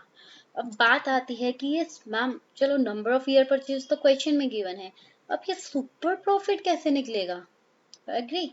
तो सुपर प्रॉफिट निकालने का फॉर्मूला होता है जी, यहाँ लिख रही हूँ जरा ध्यान से देखिएगा, super profit is equal to actual profit minus normal profit. क्या मैं बोला मैंने, सुपर प्रॉफिट निकालने का फॉर्मूला क्या होता है, थोड़ा इधर लिख देती हूँ, एवरेज प्रॉफिट या sorry actual profit minus normal profit, ये होता है आपका सुपर प्रॉफिट निकालने का फॉर्मूला। अब बात आती है कि चलो जी जो एक्चुअल प्रॉफिट होता है वही आपका क्या होता है, एवरेज प्रॉफिट होता है। चलो ठीक है, वो तो आपको निकाल लोगे, आता है निकालना भी, पीछे क्वेश्चन में किया था इवन, वो तो क्या है आपको गिवन भी होगा। ये नॉर्मल प्रॉफिट क्या है, ये कैसे निकलेगा। तो नॉर्मल प्रॉफिट निकालने का फॉर्मूला होता है ये वाला, फर्म की जो कैपिटल है, मतलब जो कैपिटल इन्वेस्ट की गई है बिजनेस में वो, मल्टीप्लाई में normal rate of return question में गिवन होगा, डिवाइड बाय 100। तो सिंपल सा ये है कि गुडविल निकालना है तो सुपर प्रॉफिट मल्टीप्लाई में नंबर ऑफ ईयर परचेज। अब बात आती है सुपर प्रॉफिट कैसे निकलेगा, actual profit minus normal profit, या मैं बोलूँ average profit minus normal profit. Average profit निकालना आपको आता है, हर साल के प्रॉफिट को मल्टीप्लाई ऐड करके डिवाइड कर देना नंबर ऑफ ईयर से। नॉर्मल प्रॉफिट कैसे निकलेगा, जो कैपिटल इन्वेस्ट की गई है बिजनेस में उसको मल्टीप्लाई कर दो normal rate of return divide by में 100 से, दैट्स इट। अब बात आती है, चलो अब इसके बारे में थोड़ा पढ़ लेते हैं कि एक्चुअल में ये सुपर प्रॉफिट है क्या और क्या करना है। तो एवरेज प्रॉफिट की हमने मेन एग्जम्पशन क्या ली थी कि वो कब, इसके अंदर जो एवरेज प्रॉफिट वाले में हमने एग्जम्पशन ली थी कि अगर कोई नया बिजनेस सेटअप होगा ना, तो हम ये मानकर चलते हैं कि पहले 5 सालों में वो जो है सेम प्रॉफिट अर्न करेगा। ये हमने उसकी एजम्पशन ली थी। ठीक है, तो इसीलिए जो पर्सन अगर कोई पुराना बिजनेस को परचेज करता है तो उसे क्या करना पड़ेगा, गुडविल की के फॉर्म में जो है अमाउंट पे करनी पड़ेगी, जो कि इक्वल होगी उसके किससे, जो टोटल प्रॉफिट उसने रिसीव किया, ठीक है, पहले कुछ सालों के लिए उसके इक्वल होगी। ओके जी, लेकिन अब क्या है, सुपर प्रॉफिट का मतलब क्या होता है, जब आप नॉर्मल से ज्यादा अर्न करना शुरू कर देते हो, नॉर्मल से ज्यादा अर्न करना शुरू कर देते हो। तो जो एवरेज प्रॉफिट वाला था वो लिमिटेड अमाउंट के लिए था, लेकिन अगर आपकी अमाउंट बिजनेस में ज्यादा है तब कैसे निकालते हैं, तब उसके लिए हम सुपर प्रॉफिट मेथड को यूज करते हैं। तो अब इसके जो फॉर्मूले हैं वो मैंने बता दिए, तो इसका एक क्वेश्चन देख लेते हैं, चलिए। मान लीजिए कोई पुरानी फर्म है, वो 18,000 रुपए अर्न कर रही है, तो ये क्या हो गया, ये तो उसका प्रॉफिट हो गया, जो क्वेश्चन में गिवन एक्चुअल प्रॉफिट जो हम बात कर रहे थे। ठीक है, एक्चुअली एवरेज जो भी मान लीजिए। और कैपिटल उसने इन्वेस्ट किया कितनी, 1.5 लाख की। Okay, normal rate of return कितना है, 10%। नॉर्मल प्रॉफिट जो होगा, जो वर्कआउट किया है वो उसने 15,000 है। सुपर प्रॉफिट जो है इस केस में वो 3,000 होगा।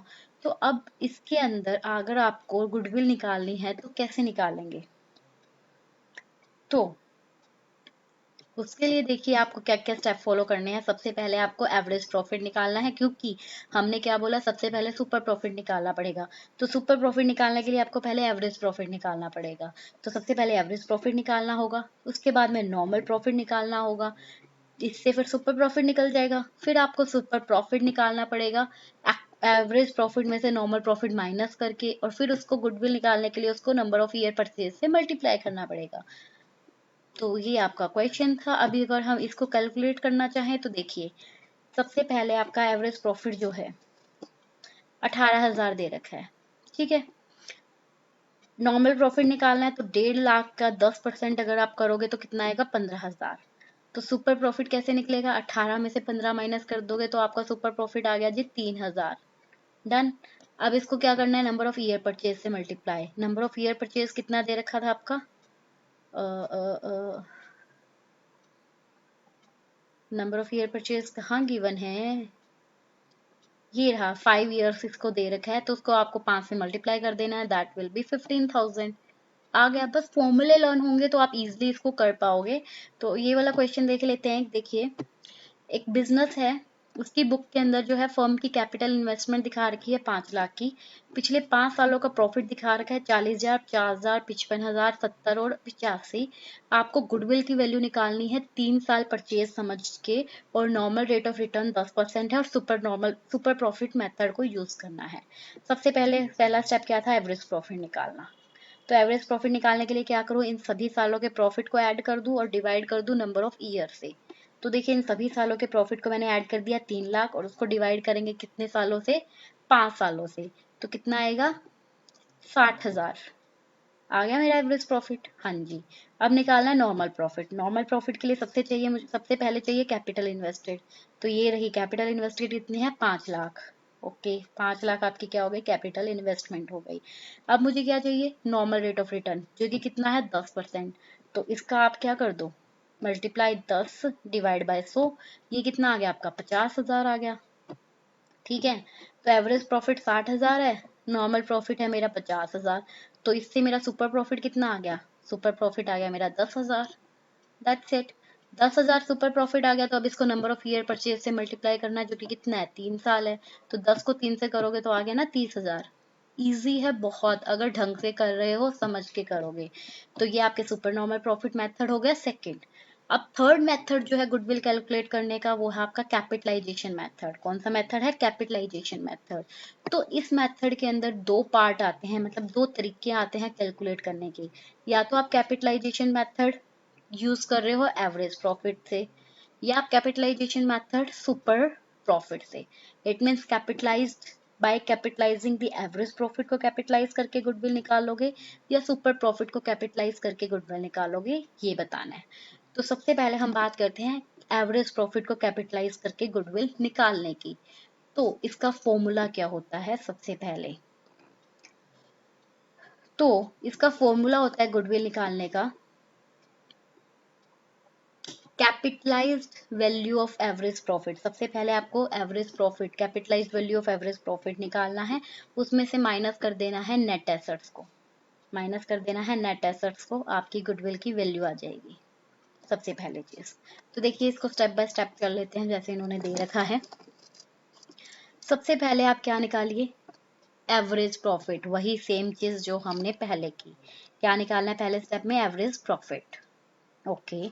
उसके बाद में फिर इस एवरेज प्रॉफिट को कैपिटलाइज करना है। कैसे? नॉर्मल रेट ऑफ रिटर्न के बेस पे। क्या करना है? कैपिटलाइज करना है इसी एवरेज प्रॉफिट को नॉर्मल रेट ऑफ रिटर्न के बेस पे, ताकि हम उसकी कैपिटलाइज्ड वैल्यू निकाल सके। तो इसका फॉर्मूला क्या होगा? एवरेज प्रॉफिट इनटू में 100। पहले तो क्या था, जब हमें नॉर्मल प्रॉफिट निकालना था, तब तो हम क्या करते थे कि हम कैपिटल इन्वेस्टेड इनटू में 100 divide, sorry, normal rate of return divide by 100 करते थे। यहाँ पर 100 ऊपर होगा, नॉर्मल रेट ऑफ रिटर्न नीचे होगा। तो फॉर्मूला हो जाएगा average profit multiply 100 divide by में नॉर्मल रेट ऑफ रिटर्न। उसके बाद में आप क्या करोगे? एक्चुअल फर्म की कैपिटल निकालोगे, इट मींस नेट एसेट्स निकालोगे। कैसे? डिडक्ट करके आउटसाइड लाइबिलिटीज को टोटल एसेट से। जो टोटल एसेट्स होती है फर्म की, उसमें से लाइबिलिटी माइनस कर दोगे तो आपकी नेट एसेट्स आ जाएगी। लेकिन उसमें आपको गुडविल को और फिक्टिशियस एसेट्स को नहीं रखना। ओके। तो फर्म की कैपिटल निकालनी है तो कैसे? Total assets minus outside liability. ठीक है। और आउटसाइड लाइबिलिटी में लॉन्ग टर्म या शॉर्ट टर्म दोनों ही आएगी। तो उससे आप क्या निकालोगे? एक्चुअल फर्म की कैपिटल। और बाद में क्या करना है? इस कैपिटलाइज्ड एवरेज प्रॉफिट में से इसको माइनस कर देना है, दैट्स इट। दोबारा रिपीट कर रही हूँ, सबसे पहले एवरेज प्रॉफिट निकालो, फिर उस एवरेज प्रॉफिट को कैपिटलाइज करो। उसके लिए आपको क्या करना होगा? Average profit multiply 100 divide by normal rate of return. फिर उस कैपिटलाइज्ड एवरेज प्रॉफिट के बाद में आप निकालो फर्म की नेट एक्चुअल एसेट्स कितनी है। टोटल एसेट्स में से आउटसाइड लाइबिलिटीज को माइनस कर दो, तो आपकी क्या आ जाएगी? नेट एसेट्स आ जाएगी। ओके। तो नेट एसेट्स आ गई। अब क्या करो? जो आपने कैपिटलाइज्ड एवरेज प्रॉफिट निकाला था, उसमें से नेट एसेट्स को माइनस कर दो, आपकी गुडविल आ जाएगी। That's it. ये क्वेश्चन देख सकते हो। बिजनेस जो है वो एवरेज प्रॉफिट 1 लाख कमा रहा है, नॉर्मल रेट ऑफ रिटर्न जो है वो 10% ही है। आपको गुडविल कैपिटलाइज्ड एवरेज प्रॉफिट से निकालनी है, और नेट एसेट्स भी दे रखी है 8,20,000। तो सबसे पहले कैपिटलाइज्ड एवरेज प्रॉफिट निकालना है, तो हम क्या करेंगे? ये 1 लाख मल्टीप्लाई में 100 डिवाइड बाय 10, यही करेंगे ना। तो आपका क्या आ जाएगा? यहाँ पे 10 लाख आ जाएगा। क्या आ जाएगा? 10 लाख। उसमें से माइनस कर दो 8,20,000। ये देखिए 8,20,000 आगे आपके क्या? 1,80,000। That's it. तो हमने capitalisation of average profit method कर लिया। अब जो नेक्स्ट आपका आ रहा है, that is capitalisation of super profit. Capitalisation of super profit, तो ये कैसे करेंगे? ध्यान से देखिए।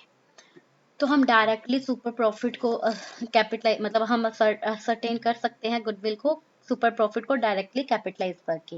मतलब यहाँ पर आपको जो है एवरेज प्रॉफिट को कैपिटलाइज करना और ये सब चीजों की जरूरत नहीं है। इसका मतलब क्या है? सबसे पहले आप फर्म की कैपिटल निकाल लो। फर्म की कैपिटल कैसे निकलेगी? टोटल एसेट्स में से आउटसाइड लाइबिलिटीज को माइनस कर दोगे तो आपकी फर्म की कैपिटल निकल जाएगी। उसके बाद में नॉर्मल प्रॉफिट जो है कैपिटल एम्प्लॉयड पे, उसको कैलकुलेट कर लो। पास्ट ईयर्स के एवरेज प्रॉफिट जो दे रखे हैं उसको कैलकुलेट कर लो। कैलकुलेट कर लो सुपर प्रॉफिट को। कैसे? Normal profit minus average profit. In short, capitalisation of super profit निकालने के लिए फॉर्मूला होता है आपका, मतलब capitalisation of super profit method से गुडविल निकालने के लिए आपका फॉर्मूला होता है सुपर प्रॉफिट मल्टीप्लाई में 100 डिवाइड बाय में नॉर्मल रेट ऑफ रिटर्न। बस। सुपर प्रॉफिट निकालना पीछे सीख लिया है, सेम एज इट इज निकालना है, इनटू में 100 और डिवाइड बाय में नॉर्मल रेट ऑफ रिटर्न। ये आपका मेथड होता है गुडविल निकालने का, बस और कुछ भी नहीं है। इजी है बहुत ज्यादा। तो ये इन मेथड्स को यूज करके आप क्या कर सकते हो, आप अपनी गुडविल कैलकुलेट कर सकते हो। चलो एक क्वेश्चन देख लेते हैं फॉर एग्जाम्पल। नहीं, हाँ ये वाला देखते हैं। अरे यार ये तो,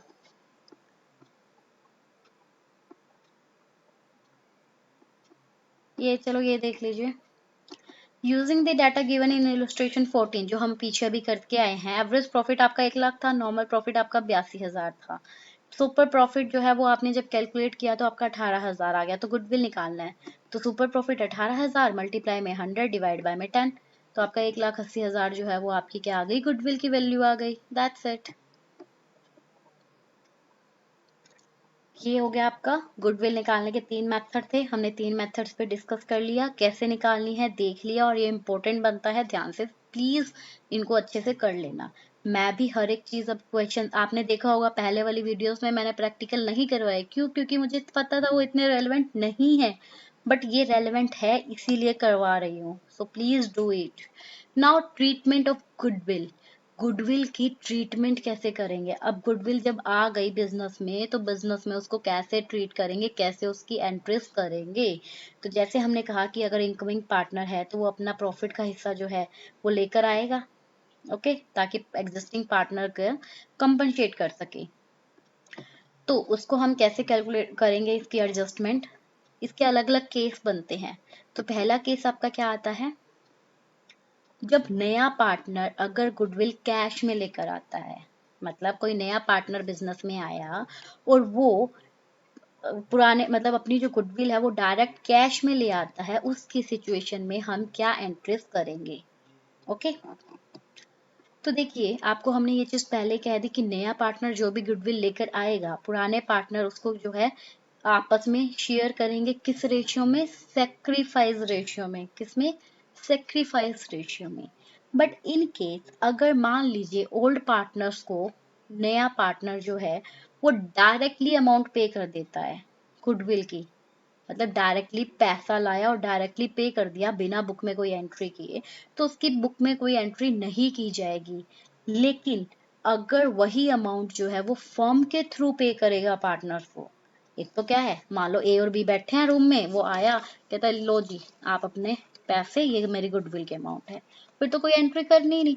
बट अगर फर्म के थ्रू वो अपने एग्रीमेंट में सब कुछ दिखा के अगर लेकर आता है तो उसके लिए जो है एंट्री की जाएगी। तो अगर वो देखिए कैश लेकर आएगा तो क्या एंट्री करेंगे? कैश आ रहा है ना फॉर्म में, तो मतलब bank account debit. Debit what comes in to premium for goodwill account. कहाँ से आ रहा है? प्रीमियम फॉर गुडविल अकाउंट से आ रहा है। अब ये तो कैश आने की हो गई गुडविल के नाम की। अब पार्टनर्स आपस में डिस्ट्रीब्यूट करेंगे किसमें? सेक्रीफाइस रेशियो में। तो इसकी एंट्री क्या करेंगे? Goodwill account debit to partners capital account. और कौन से पार्टनर्स? पुराने पार्टनर्स। और किस रेशियो में? सेक्रीफाइसिंग रेशियो में। ओके, तो ये दो जो है इसकी एंट्री होगी। ओके, तो ये एंट्री हो गई। उसके बाद में नेक्स्ट केस क्या है, मान लीजिए अगर नया पार्टनर कैपिटल अकाउंट में इसको क्रेडिट कर दिया और फिर जो है एग्जिस्टिंग पार्टनर के फेवर में जो है वो अपने उसको एडजस्टमेंट करेगा, तो हम कैसे करेंगे? मतलब वो कैश में नहीं लेकर आया, तो उस अकाउंट उसके केस में हम कैसे करेंगे? बैंक अकाउंट, ये पैसा आया कहाँ से आया? नए पार्टनर के कैपिटल अकाउंट से आया है, ठीक है। फिर नया पार्टनर क्या करेगा? अपने कैपिटल अकाउंट को डेबिट करके पुराने पार्टनर्स में बांट देगा। That's it. किस रेशियो में? सेक्रीफाइसिंग रेशियो में। फिर क्या होता है, अगर पार्टनर ये डिसाइड करते हैं कि जो अमाउंट है ना गुडविल की, वो उनके कैपिटल अकाउंट के अंदर जो है जो क्रेडिट की है उसको बिजनेस में ही रखेंगे, मतलब उसको हम अपने अपने निकालेंगे नहीं या अपने अकाउंट में नहीं डालेंगे, उसको बिजनेस में ही रखेंगे। तो उसके लिए एक और एंट्री पास होती है इन दो एंट्रीज के बाद। वो क्या होती है? एग्जिस्टिंग पार्टनर का जो कैपिटल अकाउंट था, जो हमने क्या किया था, क्रेडिट किया था कि हाँ उनको हमने गुडविल दे दी, उसको दोबारा डेबिट कर देंगे और बैंक अकाउंट को क्रेडिट कर देंगे, क्योंकि अब बिजनेस को मतलब वो पैसा जो है दोबारा से हमने क्या कर दिया, विड्रॉ कर दिया। मतलब सॉरी, वो तो अगर बिजनेस में रिटेन करेंगे फिर तो वही एंट्री होगी जो हमने ऊपर की, लेकिन अगर वो विड्रॉ कर लेते हैं तो हम एग्जिस्टिंग पार्टनर कैपिटल अकाउंट तो बैंक कर देंगे कि बैंक मतलब फर्म के पास से तो पैसा गया ना, तो उसको क्रेडिट कर देंगे और पार्टनर्स के कैपिटल अकाउंट में। ठीक है, उसको डेबिट क्यों किया उनके कैपिटल अकाउंट को, क्योंकि वो पैसा उन्होंने निकाल लिया, अब उनके पास वो नहीं है, तो उनका जो कैपिटल अकाउंट हमने क्रेडिट किया था अभी फर्म ने उनको देने हैं, तो वो हम डेबिट कर देंगे कि अब फर्म ने उनको नहीं देने, उन्होंने ले लिए। ठीक है ना, तो ये इसके कुछ क्वेश्चंस है, ये आप कर सकते हैं अगर आप चाहें तो।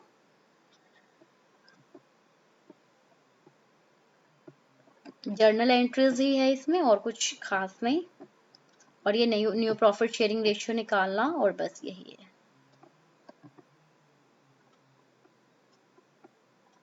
और यस, वन थिंग, अगर ये तो क्या था, नया पार्टनर जब गुडविल लेकर आता है उसको क्या करेंगे, पुराने पार्टनर आपस में बांटेंगे उनके सेक्रीफाइस रेशियो में। बट अगर पुरानी बुक में पहले से ही गुडविल पड़ी है बुक्स ऑफ अकाउंट में, उसका क्या करेंगे, तो उसको जो है, जो अगर पुरानी गुडविल पड़ी है बुक्स ऑफ अकाउंट में, तो उसको जब पार्टनर नया एडमिट होगा ना उस टाइम पर उसको राइट ऑफ कर दिया जाता है। उस पुराने पार्टनर्स में पुराने रेशियो में उसको हम क्या कर देंगे, राइट ऑफ कर देंगे। ठीक है,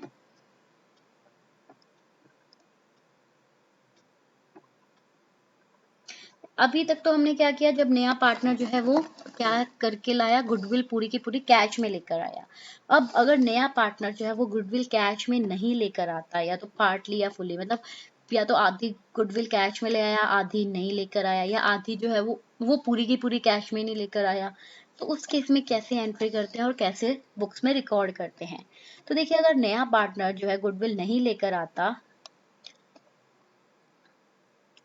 तो वो क्या करेंगे, हम नए पार्टनर्स के करंट अकाउंट को डेबिट करेंगे। क्या करेंगे, नए पार्टनर्स के करंट अकाउंट को डेबिट करेंगे, जबकि जो पुराने पार्टनर्स है उनका जो सेक्रीफाइसिंग पार्टनर्स है उनके कैपिटल अकाउंट को क्रेडिट करेंगे। मतलब उनके कैपिटल अकाउंट को तो क्रेडिट करना ही करना है, पहले जहां हम बैंक लिखते थे वहां आ जाएगा और नए पार्टनर का करंट अकाउंट, क्योंकि अभी हमने उससे पैसे लेने हैं तो हम उसे क्या कर रहे हैं, डेबिट कर रहे हैं। ओके, तो अगर नया पार्टनर नहीं लेकर आता गुडविल कैश में, तो दो पॉसिबिलिटीज आती है, एक तो क्या कि गुडविल बुक एग्जिस्ट ही नहीं कर रही बुक में, या फिर गुडविल बुक्स में एग्जिस्ट करेगी। तो अगर गुडविल जो है वो एग्जिस्ट नहीं करेगी बुक में, उस केस में क्या होगा, सेक्रीफाइसिंग पार्टनर्स जो है ना उनको क्रेडिट कर दिया जाएगा उनके गुडविल का शेयर, और नए पार्टनर को डेबिट कर दिया जाएगा जो वो नहीं लेकर आया। मतलब हम डायरेक्ट एंट्री क्या कर देंगे, new partner current account to sacrificing partner capital account, बस। ओके, या फिर कई बार पार्टनर क्या होता है, कुछ एक अमाउंट कैश में ले आता, कुछ एक नहीं लेकर आता, तो उसका करंट अकाउंट को सिर्फ उतने ही अमाउंट से करेंगे जितनी वो नहीं लेकर आया, और बाकी बैंक में चली जाएगी।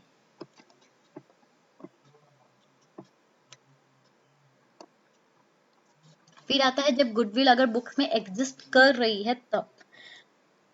एग्जिस्ट का मतलब मैंने क्या कहा था कि अगर पहले से ही बुक में है गुडविल, तो उसको क्या किया जाएगा, उसको राइट ऑफ किया जाएगा पुराने पार्टनर्स के कैपिटल अकाउंट में उनके पुराने रेशियो में ही। ठीक है, ताकि जो नई गुडविल आएगी उसको क्रेडिट सेक्रीफाइस पार्टनर के कैपिटल अकाउंट में ही क्रेडिट किया जा सके, और नए पार्टनर्स को करंट अकाउंट को डेबिट किया जा सके। Okay,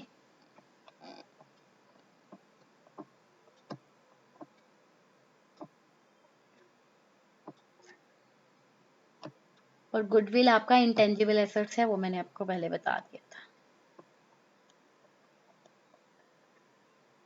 yes, one more thing, goodwill आपकी दो तरह की होती है, ये देखिए यहाँ पर दो तरह की, कौन सी, एक होती है आपकी परचेज गुडविल और एक होती है सेल्फ जनरेटेड गुडविल। क्या होती है परचेज और सेल्फ जनरेटेड, इन दोनों में फर्क क्या है। सेल्फ जनरेटेड गुडविल तो क्या होती है, जो आपने खुद ने कमाई है, किसी से खरीदी नहीं है। ओके, वो क्या होती है, आपने खुद ने कमाई है, खुद किसी से खरीदी नहीं है, वो आपके बिजनेस की एसेट्स है।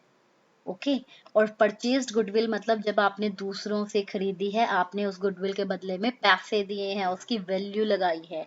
तो जो सेल्फ जनरेटेड गुडविल है उसे कभी भी बुक्स में अकाउंट नहीं किया जाता। ठीक है, उसे कभी भी बुक्स में अकाउंट नहीं किया जाता, मतलब उसके कभी भी बुक्स में नहीं राइट करते, नहीं लिखते। ये क्वेश्चन बहुत इंपॉर्टेंट है। सेल्फ जनरेटेड जो गुडविल है वो कभी भी बुक्स ऑफ अकाउंट में नहीं आती, जबकि परचेज गुडविल जो है वो बुक्स ऑफ अकाउंट में आती भी है और उसको एसेट साइड में हम शो भी करते हैं। बस इतनी सी बात है। और अकाउंटिंग स्टैंडर्ड 26 अप्लाई होता है गुडविल पे, जिसको हम इंटेंजिबल एसेट्स कहते हैं उसके ऊपर। तो वो कहता है परचेज गुडविल जो है ना वो बुक्स में अकाउंट की जाएगी और एसेट साइड शो होगी, जहां पर हम बुक्स के अंदर मतलब इसकी अकाउंटिंग करेंगे और उसको एसेट्स में शो करेंगे, और ताकि हम उसको राइट ऑफ कर सके जितना जल्दी हो सके। ठीक है। वहीं सेल्फ जनरेटेड गुडविल जो है उसे कभी भी अकाउंट नहीं किया जाता और एसेट्स में शो नहीं किया जाता। Okay.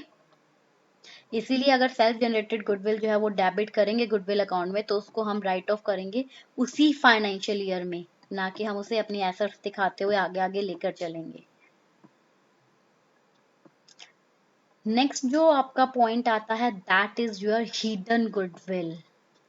What is this hidden goodwill? It means कई बार गुडविल की वैल्यू नहीं दी होती जिस टाइम पे नया पार्टनर आता है।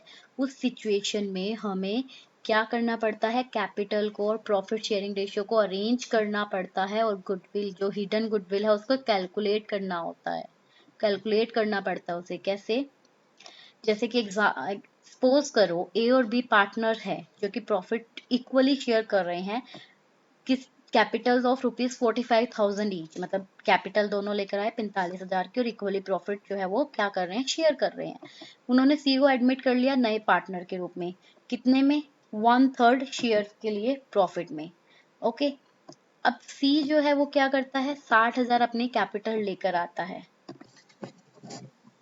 इसका मतलब क्या है कि सी जो है वो 60,000 रुपए फर्दर एडिशनल कैपिटल लेकर आता है बिजनेस में। ओके। तो उसके 60,000 जब मिला दिए तो फर्म की जो नई कैपिटल हो गई वो कितनी हो गई? अब 1,80,000 हो गई।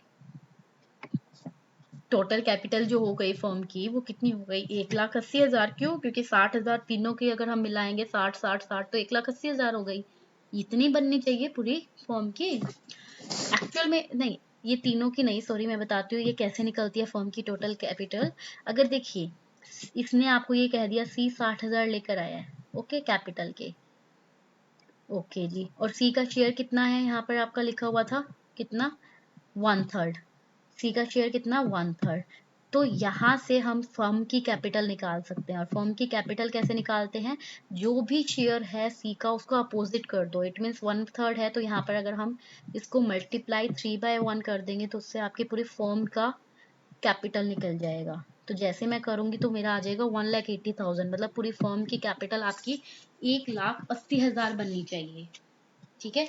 तीनों को मिला के कैपिटल कितनी बननी चाहिए? 1,80,000। बट जब हम कैलकुलेट करते हैं तो देखिए पुराने पार्टनर्स तो 45,000 लेकर आए थे और ये 60,000, मतलब टोटल फर्म की कैपिटल तो सिर्फ 1,50,000 बन रही है। जबकि हमारे अकॉर्डिंग नया पार्टनर जो लेकर आया है उसके अकॉर्डिंग फर्म की कैपिटल 1,80,000 होनी चाहिए थी। इट मीन्स जो ये डिफरेंस आ रहा है 30,000 का, ये क्या है? ये गुडविल की वैल्यू है जो कि नया पार्टनर लेकर आया है। क्या लेकर आया है? 30,000 गुडविल की वैल्यू है, नए पार्टनर की गुडविल की वैल्यू है। ओके। और उसके लिए उसके करंट अकाउंट को डेबिट करेंगे और सेक्रीफाइसिंग जो पार्टनर है उनके अकाउंट को क्रेडिट करेंगे और सेक्रीफाइस रेशियो में उनको डिस्ट्रीब्यूट कर देंगे। नेक्स्ट चलते हैं, ये आपके क्वेश्चंस हैं। अब बात आती है एडजस्टमेंट करना एक्यूमुलेटेड प्रॉफिट एंड लॉस की। एडजस्टमेंट करनी है एक्यूमुलेटेड प्रॉफिट एंड लॉस की। तो देखिए मैं आपको सीधा बता देती हूँ। जब एक्यूमुलेटेड प्रॉफिट या लॉस होता है नए पार्टनर के आने के टाइम पर, तो देखो जब नया पार्टनर आया उसके आते ही तो कुछ कमाया नहीं। इसका मतलब जब वो आया उससे पहले के प्रॉफिट एंड लॉस जो थे वो सारे ये थे। तो उसमें जो नया पार्टनर है उसका तो कोई हक ही नहीं बनता कुछ लेने का। इट मीन्स जो भी प्रॉफिट या लॉस होंगे, जो भी जनरल रिजर्व्स होंगे, जो भी रिमेन्ड जो एक्यूमुलेटेड अकाउंट्स होंगे, वो सारे पुराने पार्टनर्स के बीच में डिस्ट्रीब्यूट हो जाएंगे, उनके बीच में बांट दिए जाएंगे उनके ओल्ड रेशियो के अंदर। किसमें? ओल्ड रेशियो में, ताकि बांट देंगे, क्यों? ताकि उनका सारा सिस्टम वहीं पर खत्म करके और फिर दोबारा से जो नए पार्टनर के आने के बाद से उसको स्टार्ट किया जा सके। ओके, तो ये देखिए, जैसे ये क्वेश्चन है, इस क्वेश्चन में आपको जो है जनरल रिजर्व दे रखा था, तो ये जो है ये पुराने पार्टनर राजेंद्र और सुरेंद्र के अकाउंट में जो है वो क्या कर दिए, ट्रांसफर कर दिए उनके पुराने रेशियो में ही। कोई लॉस था तो लॉस भी उनके अकाउंट को डेबिट करके उसको कवर कर दिया गया। इस तरह से हम उसकी क्या करेंगे, वैल्यूएशन करेंगे। तो ये तो थी छोटी छोटी चीजें। अब आते हैं main, revaluation of assets and reassessment of liabilities. ये क्या है?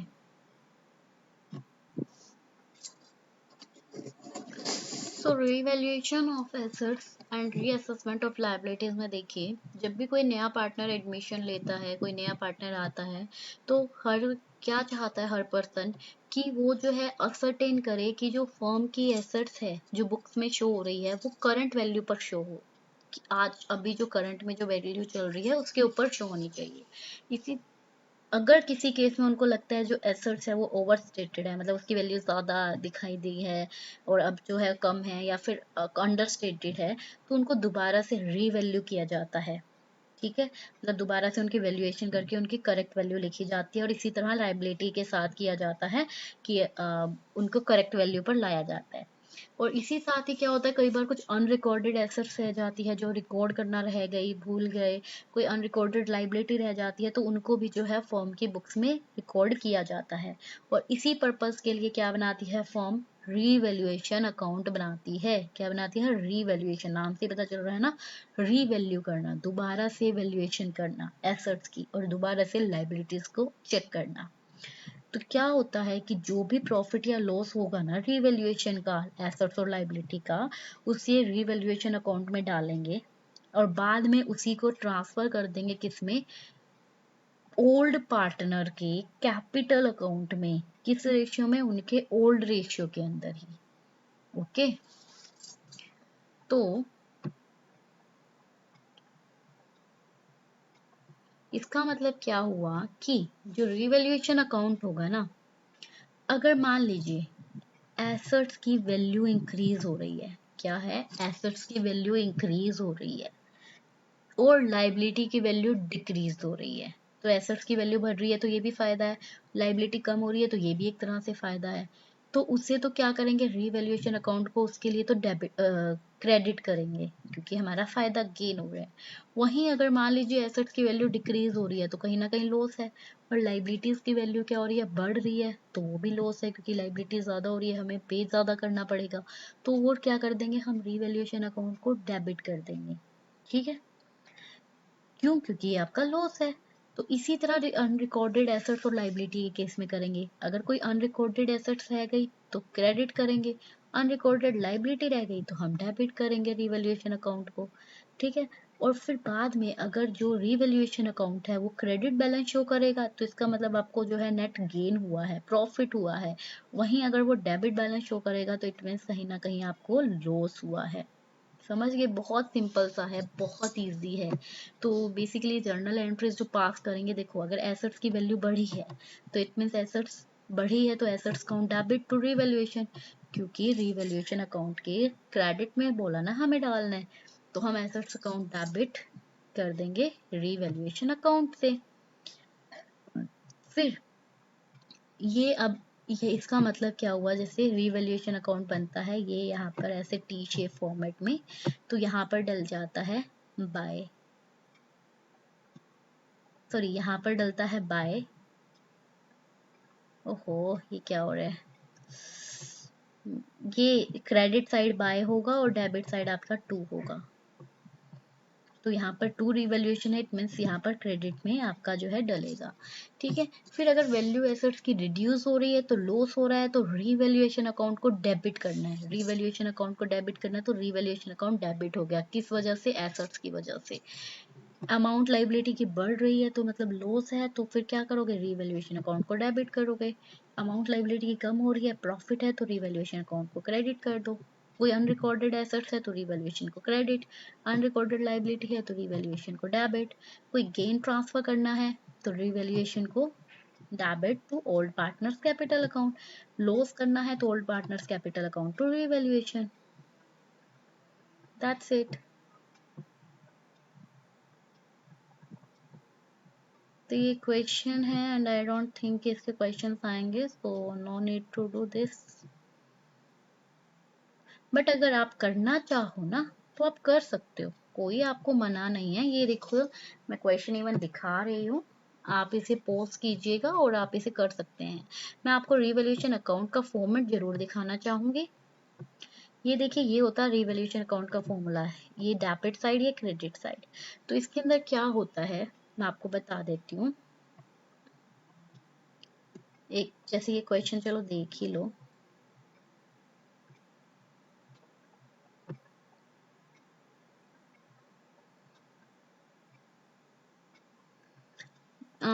एसेट्स में पहले आपको debtor, stock, furniture, plant and machinery given है, ठीक है। यहाँ पर आपको एडजस्टमेंट दे रखी है, debtor, stock, furniture, plant and machinery.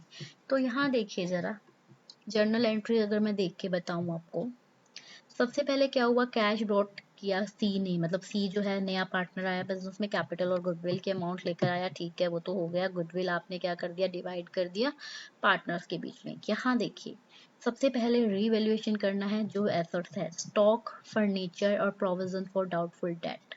Stock, furniture और प्रोविजन फॉर डाउटफुल डेट। यहाँ पर रीवैल्यूएशन अकाउंट को डेबिट किया है, इसका मतलब क्या है, हमारी एसेट्स क्या हो रही है, डिक्रीज हो रही है, डिक्रीज हो रही है। तो जरा देखें, फर्नीचर को देखते हैं, फर्नीचर के बारे में क्या एडजस्टमेंट दी हुई है ऊपर। ये देखिए फर्नीचर को रीवैल्यू कर दिया 9,000 पर। तो फर्नीचर पहले कितने पे था, 10,000 पर था, 9,000 पर रीवैल्यू कर दिया, इसका मतलब 1,000 डिक्रीज हो गया। तो अब जब फर्नीचर डिक्रीज हुआ है तो हमें कहाँ लिखना है, रीवैल्यूएशन अकाउंट। देखिए ये रहा, तो ये रहा रीवैल्यूएशन अकाउंट के डेबिट साइड में फर्नीचर लिख दिया, दैट्स इट। डिक्रीज होगा तो यहाँ लिखेंगे, इंक्रीज हो रहा है तो यहाँ लिखेंगे। ऐसे ही लाइबिलिटी अगर इंक्रीज हो रही है तो आपकी इधर आ जाएगी, सॉरी अगर लाइबिलिटी इंक्रीज हो रही है तो इधर होगी डेबिट साइड में, डिक्रीज हो रही है तो क्रेडिट साइड में, दैट्स इट।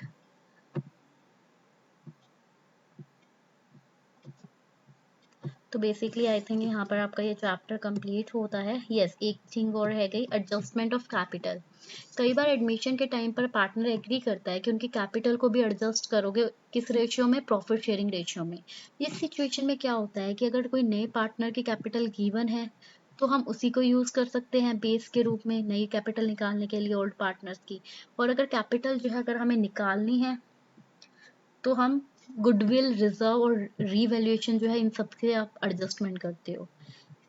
जैसे देखिए, मान लीजिए किसी पार्टनर की कैपिटल शॉर्ट रह गई, कम पड़ गई, तो क्या करेंगे, नेसेसरी अमाउंट लेकर आएंगे उसको कवर करने के लिए जो शॉर्टेज है।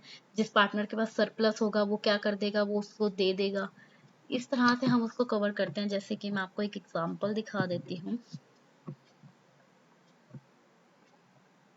यस, ये देखिए, ए और बी की कैपिटल एडजस्टमेंट के बाद में बनती है 45,000 और 15,000 की।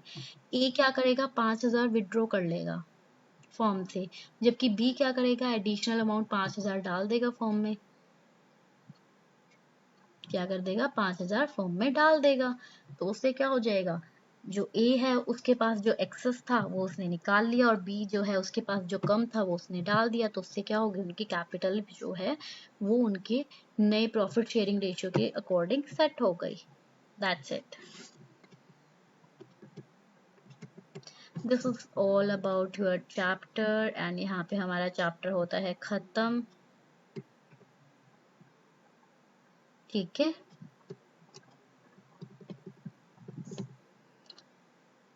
यहाँ एक टॉपिक है, changing profit sharing ratio among existing partner. ये और देखिए, कई बार क्या होता है, फर्म के पार्टनर भी डिसाइड कर लेते हैं कि हमें हमारा जो प्रॉफिट शेयरिंग रेशियो है ना वो चेंज करना है बिना किसी नए पार्टनर के एडमिशन के। मतलब कोई पार्टनर फर्म में नहीं आ रहा, बट पुराने वाले कह देते हैं कि हमें चेंज करना है। तो उससे क्या होगा कि जो फर्म के जो फ्यूचर प्रॉफिट होंगे उनमें उनको एडिशनल शेयर मिल जाएगा, कुछ पार्टनर को लॉस भी लग सकता है ना। जैसे कि देखिए, एबीसी जो है वो फर्म में पार्टनर है, ठीक है जी। किस रेशियो में? 8:5:3 में। ये फेल्ट किया गया कि ए जो है ना वो अब पार्टिसिपेट नहीं कर पा रहा फर्म के अफेयर में, इसीलिए 1 अप्रैल 2007 से ये डिसाइड किया गया कि फ्यूचर के अंदर जो वो प्रॉफिट शेयर करेंगे 5:6:5 में करेंगे। तो इसका मतलब क्या हुआ? ए जो है वो अपना थर्ड पोर्शन लॉस कर रहा है ना, क्योंकि पहले वो 8/16 था, अब वो 5/16 है, तो मतलब 3/16 वो लॉस कर रहा है। जबकि बी और सी जो है वो 1/16 बी को मिल रहा है एक्स्ट्रा और सी को मिल रहा है 2/16। तो इस सिचुएशन में जो लॉस एंड गेन होगा ना गुडविल की वैल्यू में, उसको एडजस्ट किया जाएगा। और वो कैसे करेंगे? वो सेक्रीफाइसिंग जो पार्टनर है उसको तो क्रेडिट करेंगे, क्योंकि वो क्या कर रहा है, सेक्रीफाइस करेगा, और जो गेनिंग पार्टनर उसको डेबिट करेंगे क्योंकि उसको मिलेगा। ओके, जैसे कि हमने एडमिशन में डिस्कस किया था ना, सेम एज इट इज वो इसमें होगा पास।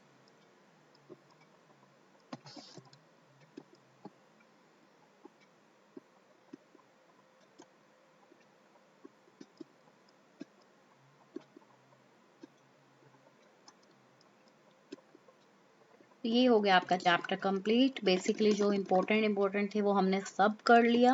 आई होप आपके लिए ये वीडियो बहुत यूजफुल रहेगी। ठीक है, और अगर कोई भी डाउट है, क्वेरी है, तो आप जो है कमेंट सेक्शन में लिख के हमें बता सकते हैं, तो हम आपकी क्वेरी को रिजॉल्व करेंगे। बेसिकली आपको इस चैप्टर के अंदर से कैलकुलेशन कर, न्यू प्रॉफिट शेयरिंग रेशियो कैसे निकलेगा, ठीक है, जब कोई नया पार्टनर आता है तो आपको न्यू प्रॉफिट शेयरिंग रेशियो निकालना है, वो कैसे निकलेगा, सेक्रीफाइसिंग रेशियो कैसे निकलेगा, इन चीजों पे वर्क करना है। यहाँ से क्वेश्चन जरूर मिलते हैं, इसीलिए बोल रही हूँ, ये जो छोटी छोटी चीजें, ये क्वेश्चन हर बार आता है। न्यू प्रॉफिट शेयरिंग रेशियो से ऑलमोस्ट हर एग्जाम में आता है इवन। तो प्लीज, बाकी तो देखिए आपकी मेहनत, आप करेंगे आपको मिलेगा। It's all up to you and your hard work, but I know you all will crack your exam. Okay, bye bye, take care, see you soon. मिलते हैं नेक्स्ट वीडियो में। All the best.